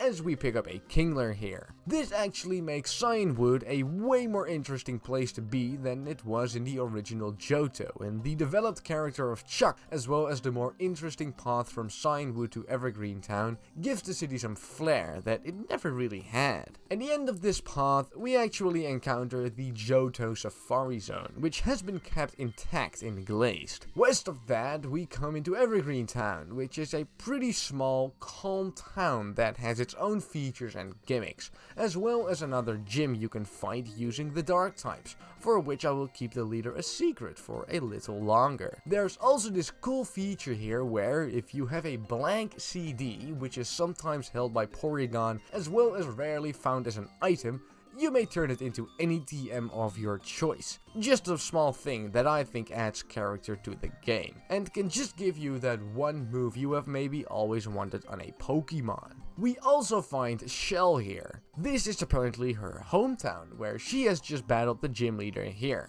who happens to be Silver. We chicken out of a battle with her here though, as we do get the opportunity to do so. You can't battle Silver yet as he is hiding somewhere, but we happen to have seen him at Chuck's dojo. We hit him up, battle one of the leaders as is required for him to move back to his gym, and get on our merry way, about to go on a gym murdering spree. Before we take on the Goldenrod gym though, I do a little bit of exploring and find the trade building, where you have the opportunity to trade for a bunch of evolution Pokemon like Gengar, Golem, or Alakazam. You also find Professor Oak here, from whom you can actually pick up a Kanto starter. We end up picking the Bulbasaur. Then, the Goldenrod gym. I'm still thinking we're fighting Whitney, but we are actually fighting the boyfriend of Whitney, called Simon. Whitney is actually a member of the Johto Elite 4 now, which is a super cool character development. Simon uses the Fairy type.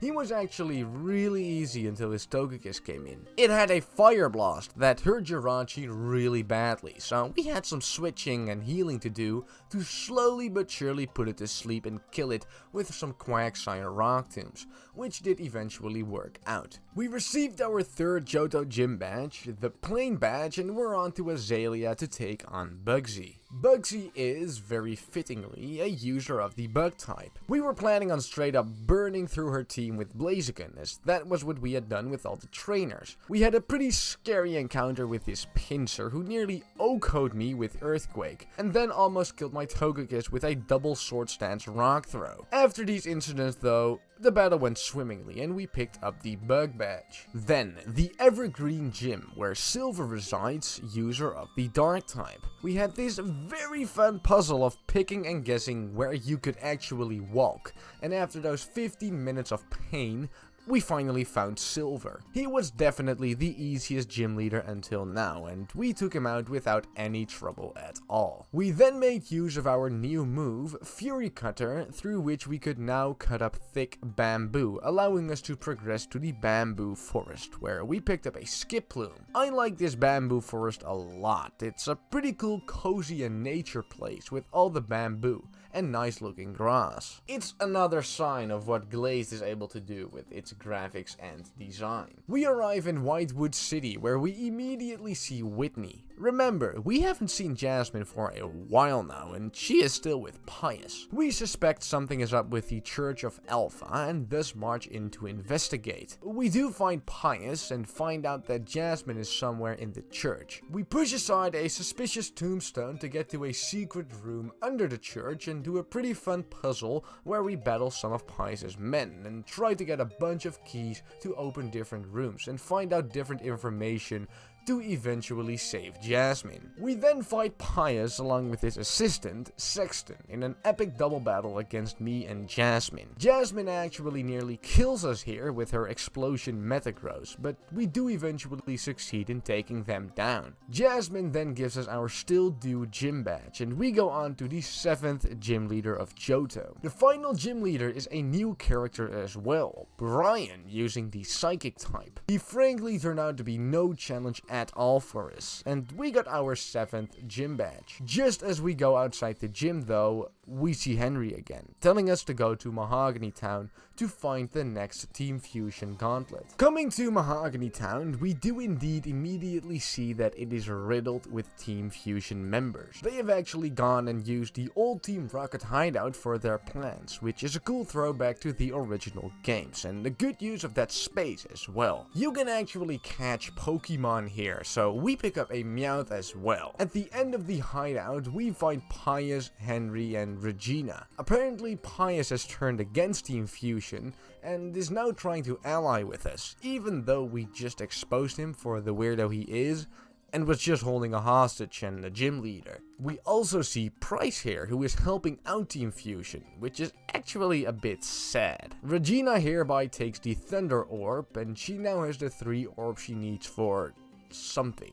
We now have to go to the Bell Tower in Acritique to chase her and stop whatever she is doing there. We also get this very sad cutscene with Price, who tells us about his medical bills rising and that he did what he had to do to get some cash, which is pretty tragic. Before we leave, we come to pick up an Azumarill in the Lake of Rage, north of Mahogany, and we then take off to the Bell Tower, where Henry and Pius are already battling immensely. The Bell Tower is a giant puzzle of ledges to go over, which sends you all over the tower, and to a whole bunch of Team Fusion grunts and items as well. Later on, you also find some teleportation pads to confuse you even further, but it does make for a pretty fun puzzle to figure out to get to the top. Once you do finally get to the top, you see Regina already standing there as a big cutscene unfolds. Regina places down the 3 orbs and Ho-Oh actually presents itself. In an absolutely wild sequence, Regina, with 2 false swipes on the Ho-Oh and 1 potion and 1 Pokeball on her,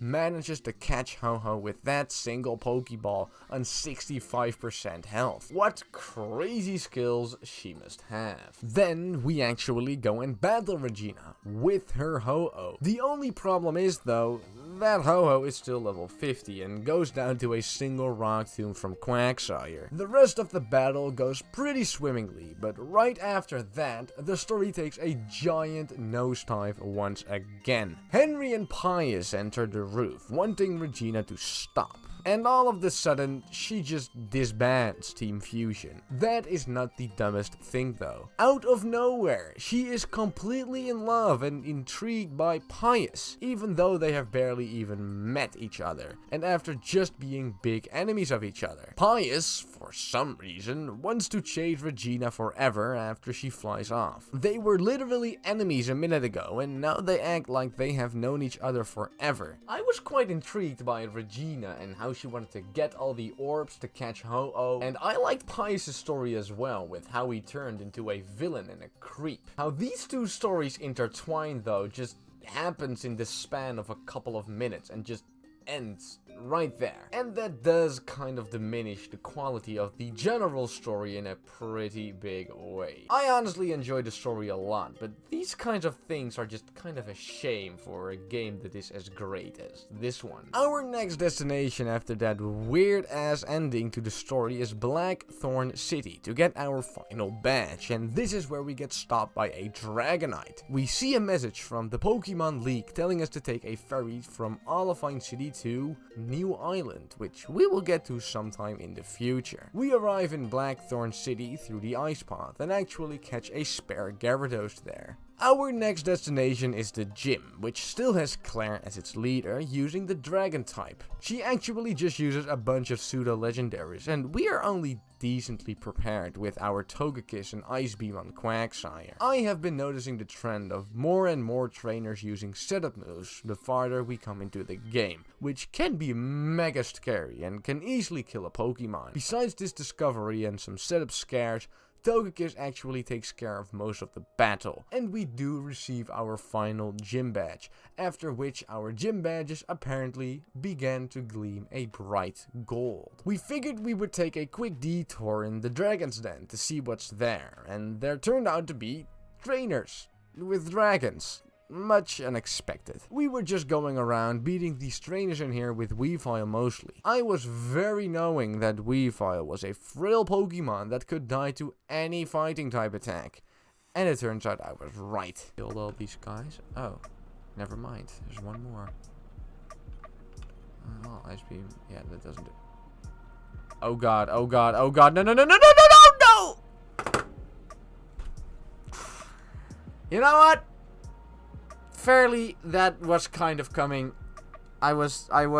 Yeah, I mean, she was dead to the first fighting type move that would hit her. I actually figured that, mostly to be unique, we would add a Lickitung for once. I remember Licky being a decently strong and bulky Pokemon, and something I could always kind of depend on. Now that we have gotten all the badges, we get access to Route 49. Where we find a Horsey to catch. After a dive route, we finally get to the Victory Road, and surprise, we can actually get through in about 20 steps to get to the Johto League. Right before you enter the league though, you get another encounter with Shell, who, although having a pretty stacked team, falls to our team really easily and doesn't give us trouble at all. The fact that the Johto Victory Road is super short to get through does not mean it doesn't have content there. There are actually a whole bunch of different themes to explore here, as well as another bunch of trainers to fight. This is definitely a dope final edition before you battle the Elite Four, and this is just the extent to which Glazed puts energy and effort into every single part of the game, besides maybe their arc endings. As a final challenge before battling the Elite Four, Kato is actually chilling in the Johto League, where you can battle him. His team is actually a lot more wild than I thought, and his Pokemon do some crazy damage. It went pretty decent for a while until his Espeon came out. I figured this would maybe be the big break for our Licky, and we can send him out to beat up this Espeon. Except,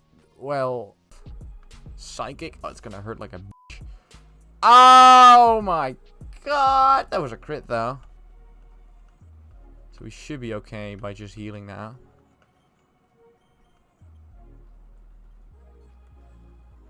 God, that still does so much damage. A crit shouldn't even kill me though. That is a crit. Oh my god! What? What? So that was our new round little friend gone. Like that. We do take out the rest of Kato's team quickly, but that is an annoying loss right before the Elite Four. As our last team member, we actually add Horsey, which will be a Kingdra after grinding. This might seem a little scuffed, as we now have 2 water types, but I feel like it does make sense, as their weaknesses and strengths really complement each other in their secondary typing. This is our team as we take on the Johto Elite Four. Let's go. The Johto Elite Four is a lot more traditional in how it operates its theme Pokemon, as every leader now just focuses on one typing again. This doesn't fail to make the leader unique though, as there are a lot of cool characters that have been made into Elite Four members, and their difficulty level has also increased a lot. The first leader is Ivan, who uses the Poison type. During these Elite Four battles, it's actually more important to save PP than to watch your HP at times, as we lack a lot of PP items at this point, only having 1 max elixir to our name. We Psychic the Muck and then Thunderbolt it, thinking it would die, but it actually doesn't and explodes on us. We live it pretty well though, and here we use a tactic that is able to win us most upcoming battles from now on. We send in our Kingdra, who we taught Spore, Waterfall, Leaf Blade and Dragon Dance. I feel no shame for whatever tactic I would like to use. From here we use Spore, set up a bunch of Dragon Dances, and are pretty much able to take out whatever comes up with either Leaf Blade or Waterfall. And thus we take down Ivan, the first Elite Four member. The second Elite Four member is actually Whitney, using the normal type, which we did actually hear from when we battled her boyfriend as the Goldenrod gym leader. After the initial Ambipom removed like 60% of our HP in the first 2 turns with Fake Out and Low Kick, we did OHKO it with Brick Break. Then came the Kangaskhan, who did a wild amount of damage with Double Edge, as we luckily put it to sleep, and slowly took it out with Aura Spheres. The Blissey we luckily took out in 1 hit with Brick Break as well, before it set up its Calm Minds, and the Licky Licky fell to a couple of Brick Breaks as well. At last came the Miltank, whom is of course Whitney's signature Pokemon, but unlike in Pokemon Crystal, she fell to our Blaziken quite easily, and didn't form much of a threat at all. That was the second Elite Four member down. 2 more to go. Then, for the third member, we see Powell. She is actually said to be the wife of Watson and fittingly uses the electric typing. She actually comes out with Substitute Focus Punch Raichu of all things, but we have a good matchup with Quagsire and take it out without too much trouble. Then, this bloody Galvantula. She sent it out with the notion that it can kill our Quagsire, so I do believe it has a grass type move. No problem, right? I can just Fire Punch with Blaziken. Well, welcome to a double team Galvantula, who also has a very hard hitting Thunderbolt on them. If anyone is thinking I'm being cheap by using this Kingdra set, the AI is no better at all. We swap out to Jirachi as it does more than 50% to our Blaziken, and I have the world's longest Stallfest. It gets up to +6 evasion and we cannot land a hit on it for the life of us. I figure I would just swap to Quagsire to try to get any type of hit off, but I very quickly get punished. I hate double team. We might have to go back to Muddy on our Thunderbolt and try to work it out like that. Oh no, it just double teams. Oh, please don't have a grass type move. Just gotta Giga Drain. Oh god, oh god, oh god. Oh, I think Muddy might be gone. I think Muddy might be gone. I think Muddy might be gone. I think he might be gone. I think he might be gone. That's obviously why he swapped out the Galvantula in the first place, to counter Quagsire. In the end, it literally gets down to heal spamming until it runs out of Thunderbolt PP. And then we could slowly and painfully take it down, with 6 double teams up. We take down their Ampharos with Earthquake of Sceptile and go to our Spore Dragon Dance Kingdra after to sweep the rest of their team. 1 Pokemon has fallen, but we defeated the first 3 Elite Four members. Coming to the last Elite Four member before the champion, we find Ucene using the water type. I think this is definitely a dope way to include him in the game. He is obviously a prominent character in the original Johto game. games. And he has his dear Suicune besides him, which is such a nice tribute, and another one of these just great details of Pokemon Glazed. Right from the start, we send off our Kingdra to spore their Gyarados and set up Dragon Dances. After that, we literally sweep the entirety of Ucine's team with Kingdra. The addition of Leaf Blade comes in insanely handy in situations like these, and Ucine manages to form no threat at all at our high speed and attack levels after those beautiful Dragon Dances. You can call it cheap, I call it being tactical. The Elite Four has already taken a Pokemon from me. All bets are off. Then, at the end of the Johto Elite Four, we find Chris as the champion. Again, such a cool tribute of Glazed to give Chris this role. And it makes sense as well, as she is the female protagonist of Pokemon Crystal, giving her a logical role as the champion of the region. Her Heracross falls to the Psychic and Thunderbolt of Jirachi, and next up is Garchomp, who we actually take out pretty easily with Togekiss. Their Feraligatr then falls to the Leaf Blade of Sceptile, and for their last two Pokemon, we use our win condition in the form of Spore Dragon Dance Kingdra, with which we do manage to defeat the rest of their team, which consists of a dangerous Metagross, Sceptile, and Arcanine. We take them all out, and that was it. We have now conquered both the Tunot and Johto region. That was a lot of content for sure, and this game is already wildly full of good attention-soaked content. But even then, this was not enough for Glazed. As soon as you walk out of the Elite Four building, you get more wind of Pius and Regina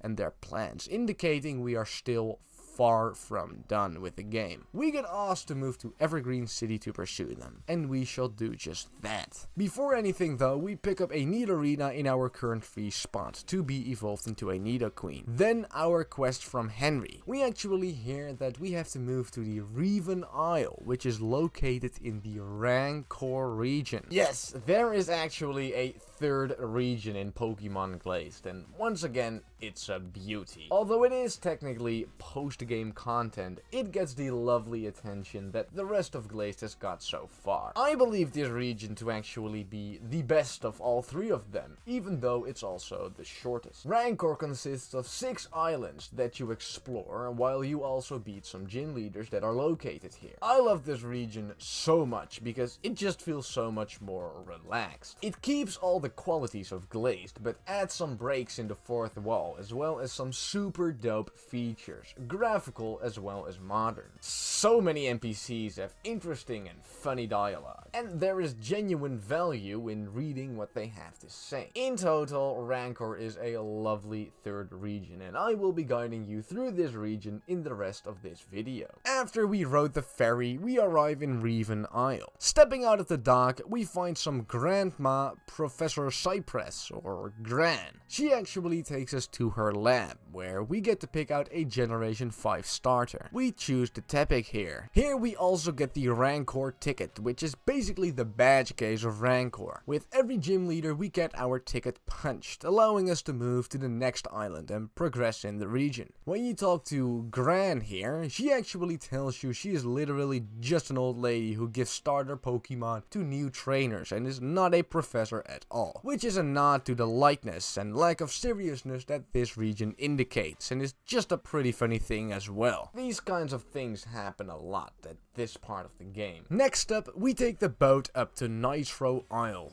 We do actually get the opportunity to explore the ship each time we travel to another island, which is a pretty fun thing to do on your first time on the boat, as there are a bunch of trainers you can battle there. On this ship, you also find the first sign of the inclusion of Mega Evolution. Glazed does try to add Mega Evolution, and you fight a bunch of Mega Evolution Pokemon throughout Rancor, but I would not call it a complete feature in Glazed yet. And although they tried to make it work, I don't think it's truly something you should be spending time on yourself. At last, we arrive at Nitro Isle, the first true island of the region where there are things to do. As I said, pretty much everyone has something interesting to say, and it is truly worth talking to everybody. You also find Watson here, who discloses he is in fact the husband of Powell, the Elite Four member, and he does offer a battle too. We end up pretty easily sweeping him, and he is not that huge of a challenge, but it is still a dope feature that you get to talk and battle to him, and it adds to the already sky high charisma of Glazed. He also uses another Mega, which is pretty cool. There is some grass here in this town where we catch a Mienshao, and we try to enter the gym here, but get the message that Thor, the gym leader, is taking a nap. We end up exploring Mount Dino and catch an Absol there. At the end of that place though, we get stopped by a pretty weird sort of earthquake, and no matter what we did there, we couldn't get past it. Supposing it was just a still locked part of the story, we move back to the start of the cave and travel to Olken Isle, where we actually find Shell again. After taking her down relatively easily, we find a Houndoom on this isle and then go into Mount Tritorch, where we find an Arcanine, who promptly roars us away. At the end of this fiery cave, we find both Henry and Regina. Regina is apparently still very adamant about the original goals of Team Fusion despite disbanding it, and has the goal of capturing the 3 legendary birds, whose original homes are said to be on these 3 islands. Despite Moltres telling Regina that she has to piss off, she just literally chucks a Master Ball at it and calls it a day. Then Pius comes in for the action to tell Regina she is taking some missteps by capturing these legends, after which we hear "Love is only for fools" from Regina. I have no idea how this love till works. Anyway, after this bit of story, Henry tells us to go and try the gym on Nitro Isle, which we could not enter earlier. As we enter Nitro Isle again though, we see Shell and an unknown character having some kind of epic battle in the middle of the town. We learn that he's called Ty, and he challenges us to a battle. Ty actually uses a team full of evolutions, which is a pretty interesting team combo for a character this late in the game. It also makes him pretty predictable and easy to counter, and we defeat him swiftly. After we take him down, he tells us we should be rivals, and we actually get another rival this late into the game,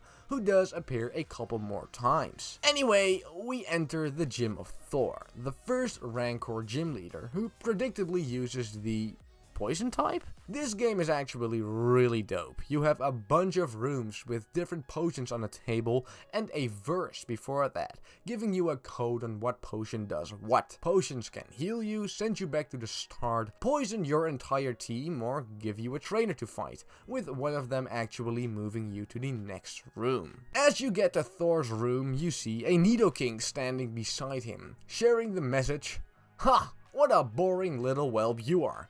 I can only imagine the ease of our battle. Not to mention, I'm shiny. You might as well just get out of here and leave us alone, moron." If that doesn't indicate what kind of region we are dealing with here, I don't know what does. The battle itself is quite a pushover though, as we literally sweep their first 5 Pokemon with Jirachi. Poison has a notoriously bad matchup against Steel Psychic types. Their 6th Pokemon is quite intriguing though, as we do see a Mega Venusaur who hits hard as hell. We manage to take it out with Blaziken and claim our first Ticket Punch, now allowing us to go to Kolo Isle. Right after that, we hear some kind of scream, which Thor tells us is coming from Mount Dino. That is our cue that the previous roadblock has been removed and that we can now progress in that place. Indeed, we find Henry and Regina again at the very mountaintop. This time, Henry has the upper hand in battle and manages to defeat Regina. Then Henry and Zapdos have a pretty relaxed and chill dialogue about the battle Henry just had. Henry just literally chucks a Master Ball at Zapdos without its consent, and we move up to him and get told,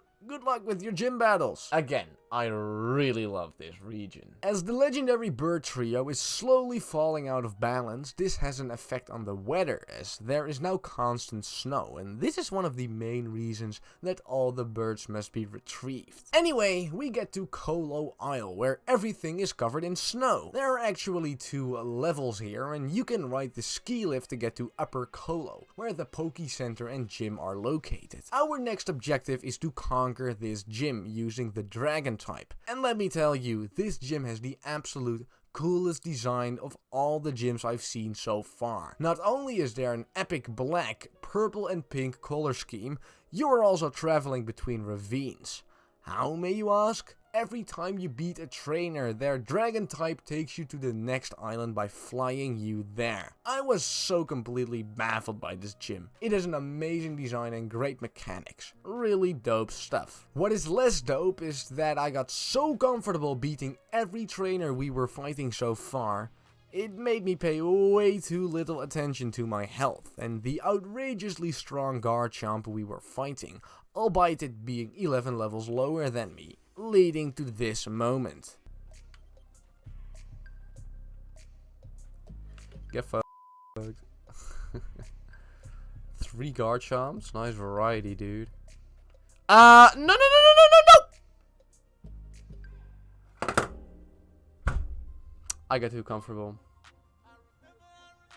I got way too comfortable.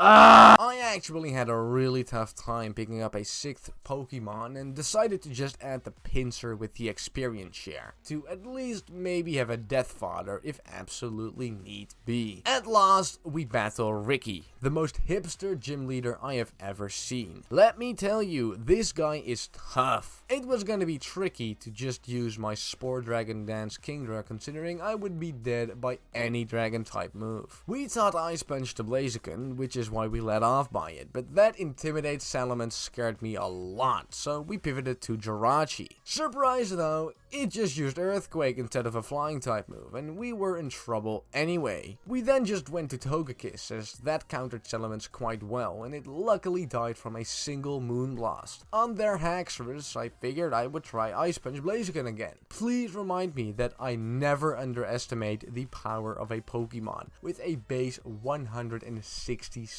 attack stat again, even if it is not stab. Okay, let's go to Teriyaki, and let's see what we can do with an Ice Punch. How much should we do? We're faster, so if we can live 1 hit from this thing, should be fine. Okay, we do more than half. EQ, it's gonna hurt like a bitch. That's going to hurt like a bitch. Oh my god.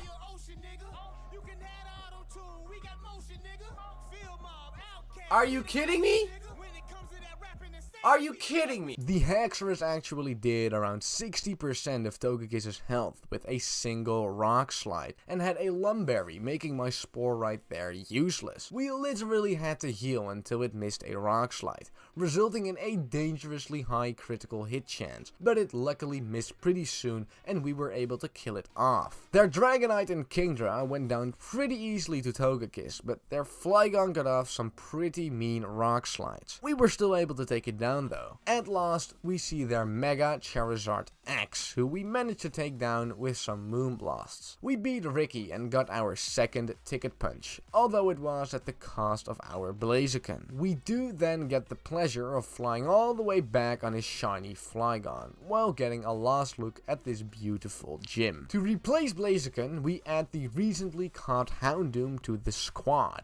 And as we now lack the fighting type too, we've replaced the Pinsir for this Machoke. With our newly achieved stamp, we made our way to Alpha Isle, which basically stands as a symbol for the religion of Pokemon Glazed and their god, Arceus. As we step into the Pokemon Center to heal, I actually did not take Togekiss back in our team yet, as I put her away during grinding for a Pokemon with Fly. This Poke Center looks really strange though, and Nurse Joy looks weird as well. As we try to heal, we actually fall into a trap. Some kind of sewer. This sewer is actually a pretty tough gauntlet, as you get challenged by trainers in the shadow and have to make your own way through the shadow as well. After being depleted of all of your HP and PP, you see a homeboy standing alongside a Kyogre. He introduces himself as Will and menacingly challenges us to a mandatory battle. He has a bunch of water types as well as a Zapdos just chilling here,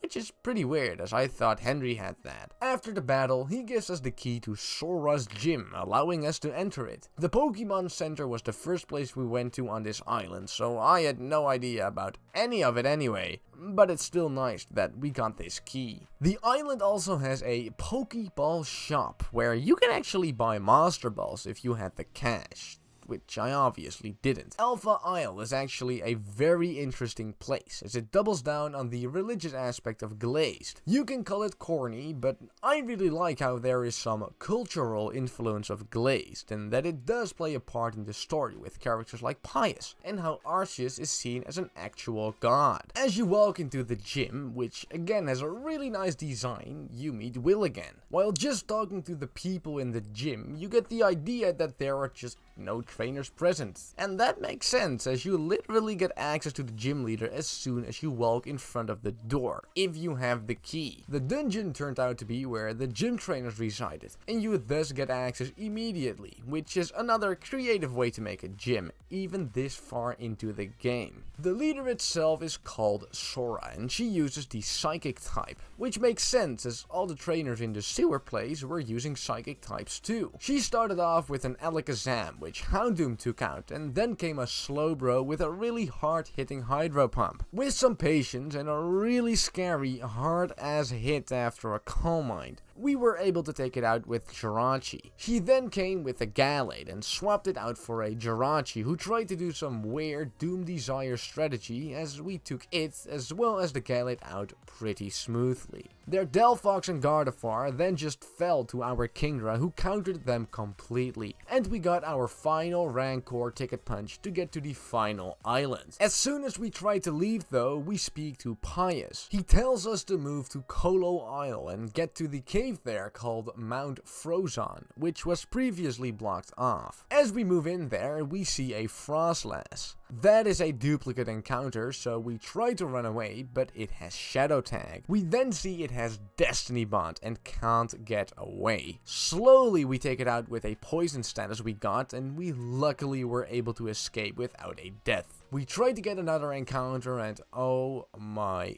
god. Well, that was our first encounter, but I don't care. No, not again, dude.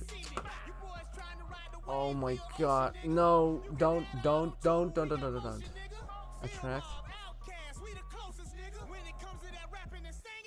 Oh my god. Why would you? Please don't use. Oh, it's. Please, I beg you not to use Destiny Bond. I have no option besides using Surf right now. Please.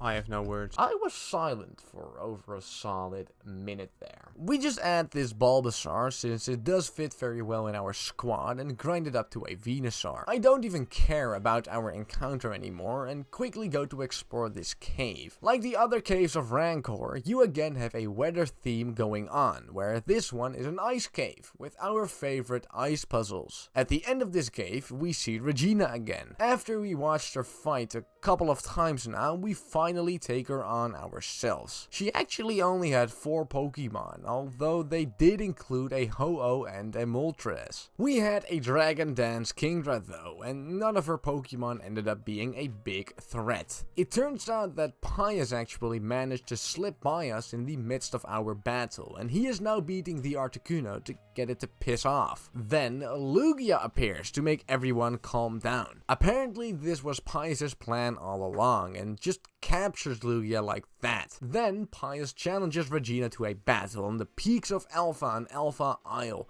to finally decide upon the legendary Pokemon. Remember, these people are apparently still in love. They do as they say, and then Henry comes by as well to give some self-reflective as well as hilarious comments on the thing, and dips as well to go to the peaks of Alpha to help out. That made our next objective pretty clear. Try to get to the peaks of Alpha. It was just a shame that homeboy over here stood in the way and obviously wanted a Pokemon battle before letting us through. No problem, oh my god, he has a Mega Lucario. Well, I should just be able to swap to Machamp and...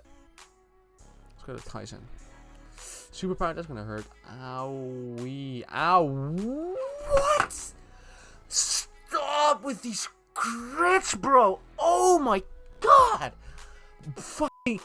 Oh my god. What fucking sensei do I need to study under to learn how to get turn 1 crits? Unbelievable. Another Pokemon dead to an Oko critical hit. We do manage to take it out with Kingdra, but that is another hard hitter just gone. Figuring it just covers our lost typing, we add the Mienshao and get it up to speed. Then, the peaks of Alpha. Before we explore here, we catch a Kangaskhan. Then, the place itself. It's honestly another very beautiful and charming place. To me, it almost feels like an upside down mountain you're walking through with all the cable bridges and trees down below. It's just a really nice place to walk through, and I feel it definitely gets justice done by it being one of the final gauntlets of the game. At the end here, we predictably find another Alpha, who again wants to stop us by battling him. He's got some pretty weak Pokemon though, and we are able to continue on. Then, for what is hoped to be the final segment in the Glazed story arc, we see Regina and Pius battling it out with Lugia and Ho-Oh. We see a pretty epic cutscene between the two legends, after which Henry asks us to pick out one of the two characters to battle to stop. We decide on Regina. Then, our final battle with Regina. She starts off with her Zoroark, which has pretty much become her ace at this point. I figured to go out to our newly gotten fighting type to defeat her, but she uses Transform. And it turns out that Mienshao is a stronger Pokemon than I thought. Should be okay. Transform? What the fuck? High jump kick? No, dude!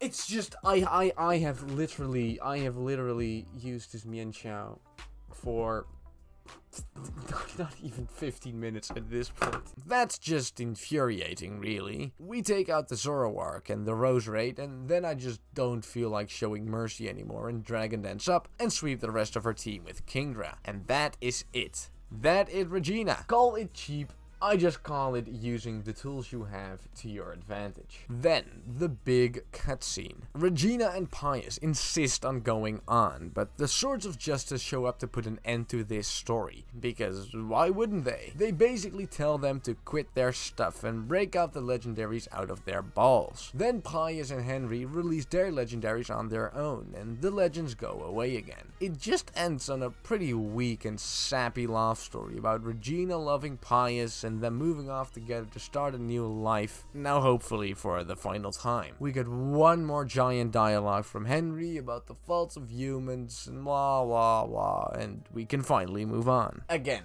I'm just not too impressed by the story arc. I like both characters, and I really like how the Swords of Justice come to put an end to this. The way it just ends on this sappy stuff about how they love each other, it's just a bit of weak and way too cliche writing in my opinion. I feel like a story like this is better ended dramatically, with them telling each other to piss off and pursue another evil plan, or to just leave the story with an open end for now. The objectives and the way the legends keep everything in balance instead of just roaming around the region for fuck all reason is a great addition to the story, but the evil character's dynamic somewhat spoils it in the end, at least in my opinion. At last, we find Rain Isle, where the lost gym leader as well as the champion resides. Before we lay our fallen Pokemon to rest to pick up a new one, we find Gran and Professor Sycamore from Kalos in the Poke Center. He actually gives us the opportunity to pick up a Gen 6 starter, which obviously makes us have a starter from all the first 6 regions, which is really dope. We end up choosing Froakie here. Then, in place of our lost Mienshao, we add the very recently captured Kangaskhan and call it a day. Then, Rain Isle. a really dope final island. It gives a very calm vibe and is really simple in nature, but that's just something I don't mind at all, as all the extravagant designs and cities in Glazed deserve to have some contrast. You just have all your houses chilling there, and it almost has the feel of a starting city that is just a bit bigger, which is pretty cool for the last city in the game. Then at last, the last and 20th gym of the game. Sounds absolutely insane if you think about it. The gym is pretty simple, but also unique in its own way. All you do is fight trainer Muhammad a total of 3 times. He has some pretty strong fighting types, but they do not fare well at all against my Jirachi. For the gym leader itself now. He's called Makunuchi, and like the trainer, uses the fighting type. He starts off with a pretty scary Blaziken, but quite frankly, I knew I was nearly at the end of the game. I knew what we could do to just win the entire battle, and went with Dragon Dawn's Kingdra to defeat half of its team. We took out their Machamp with Jirachi, mainly just to switch it up, and then took out their remaining Gliscor and Greninja with Kingdra and Togekiss respectively. Overall, it was a pretty easy battle for the last gym leader, but we also had a really strong team at this point, and it was pretty far from what Glazed could really offer in terms of difficulty. We got our final ticket punch, which now allowed us access to the champion of Rancor and the final battle of Glazed. Big psych though, as soon as you walk into the champion's building, you find both Tai and Shell for the final time. They are discussing who may challenge the champion first, as he is that big time apparently. It comes down to you getting in the mix to challenge the champion, and you have to fight both the rivals to get to that final battle. Starting off with Tai. He still uses all the evolutions, and I gotta be fair, he is no joke. His Leafeon is a fan of using Swords Dance and Substitute, and he reveals Baton Pass later on as well. Tai also likes to switch out his Pokemon a lot, and bait you into using certain moves. His Flareon actually hurts a lot, and we swap out the Kingdra to clean it up. Then their Leafeon just walls our Kingdra completely, and before it gets up too many Swords Dances, we swap out to Togekiss. But he then Baton Passes to Glaceon, and then again to Jolteon. We finally managed to get another Spore off with Kingdra and take it out. Since their Leafeon literally does 90% with a Swords Dance Leaf Blade, we gotta be very careful to Spore it consistently, as Leaf Blade has a high crit chance as well. We get a Spore off on their Vaporeon and Leaf Blade it to kill. We are then able to slowly take down the Leafeon despite it healing up, and get the flinch to seal the deal. Their Glaceon and Espeon then go down to a waterfall, and with that we defeated Tai. We then went on to our very last encounter with Shell. Hot damn, does she have a wild team. She starts up with a very bulky Meganium that puts up a light screen and heals up with Synthesis. She actually switches out from the poison type to a Skarmory, which is pretty annoying. This does give me a chance to set up with Kingdra though and take it out. Their Garchomp scared me a bit too much to still use Kingdra, and despite their Rock Slide doing over 50% to Togekiss, we managed to get a Spore off and barely lived another Rock Slide to kill it. We killed their own Kingdra with Togekiss as well, and got some setup done with our Kingdra to take out their Tyranitar. She then finished off this wild ass team with a Mega Absol that actually carried Moonblast, and this formed a huge threat to Kingdra. While she pivoted to Meganium, we managed to take out both Meganium and the Mega Absol with Togekiss. No deaths on the final rival fights. We then have a last little talk with both Tai and Shell, who break the fourth wall with some comedic relief by telling us Shell is going to Hoenn, where we can't chase her as it isn't a part of the game. Anyway, this does make for the final time we battle a mandatory rival, and I think that makes this a good time to go a bit deeper on the rivals. There are a total of 4 rivals throughout the game, being Percy, Shell, Kato, and Tai. Technically 5 if you count the Red Scarf Pikachu. I have seen other ROM hacks try to jam a bunch of rivals into the game to keep you on your toes at all times, but I feel like Glazed does by far the best job of getting them in the game and making them work by far. Every rival has a distinct personality and a unique relationship to the story and the other characters. They all have their own reason for going around the region, and I feel like they are placed at the perfect intervals. Percy is the main rival for the Johto region, Kato is still mixed in here and there with both Tunot and Johto, and Shell just catches you off guard at a bunch of different places until the end of the game. There is also Tai, who you meet at the tail end of the game, and gives a pretty interesting dynamic with his evolutions and his hyperactive personality. Glazed just does an amazing job with all rivals, and you feel a genuine connection to them, as I can just remember all their names easily, as well as most of their locations, even while writing this script a couple days after I finished the game. It keeps a great common thread throughout the whole story besides the gyms and the plot, exactly like it's supposed to, and we should praise Pokemon Glazed for that. Now, coming down to the champion and the last battle of my journey here in Pokemon Glazed. We step into the doors to enter the stadium and we finally get to match up with Sol, the champion of the Rancor region and the toughest trainer until now, without a doubt. Sol starts off with a Heracross, whom we Spore and then Psychic twice, before it sets up too many Swords Dances. We then see their Mega Salamence. This thing is an absolute beast. It uses Overheat on us, which does a pretty good amount of damage, but after a Spore and a Moonblast, we figured it cannot kill us from the current range. Unless, of course, though, but I think it just gets hard-walled by a fairy type, to be frank. That shouldn't do shit, dude. Even with a crit, we can lift that. Right?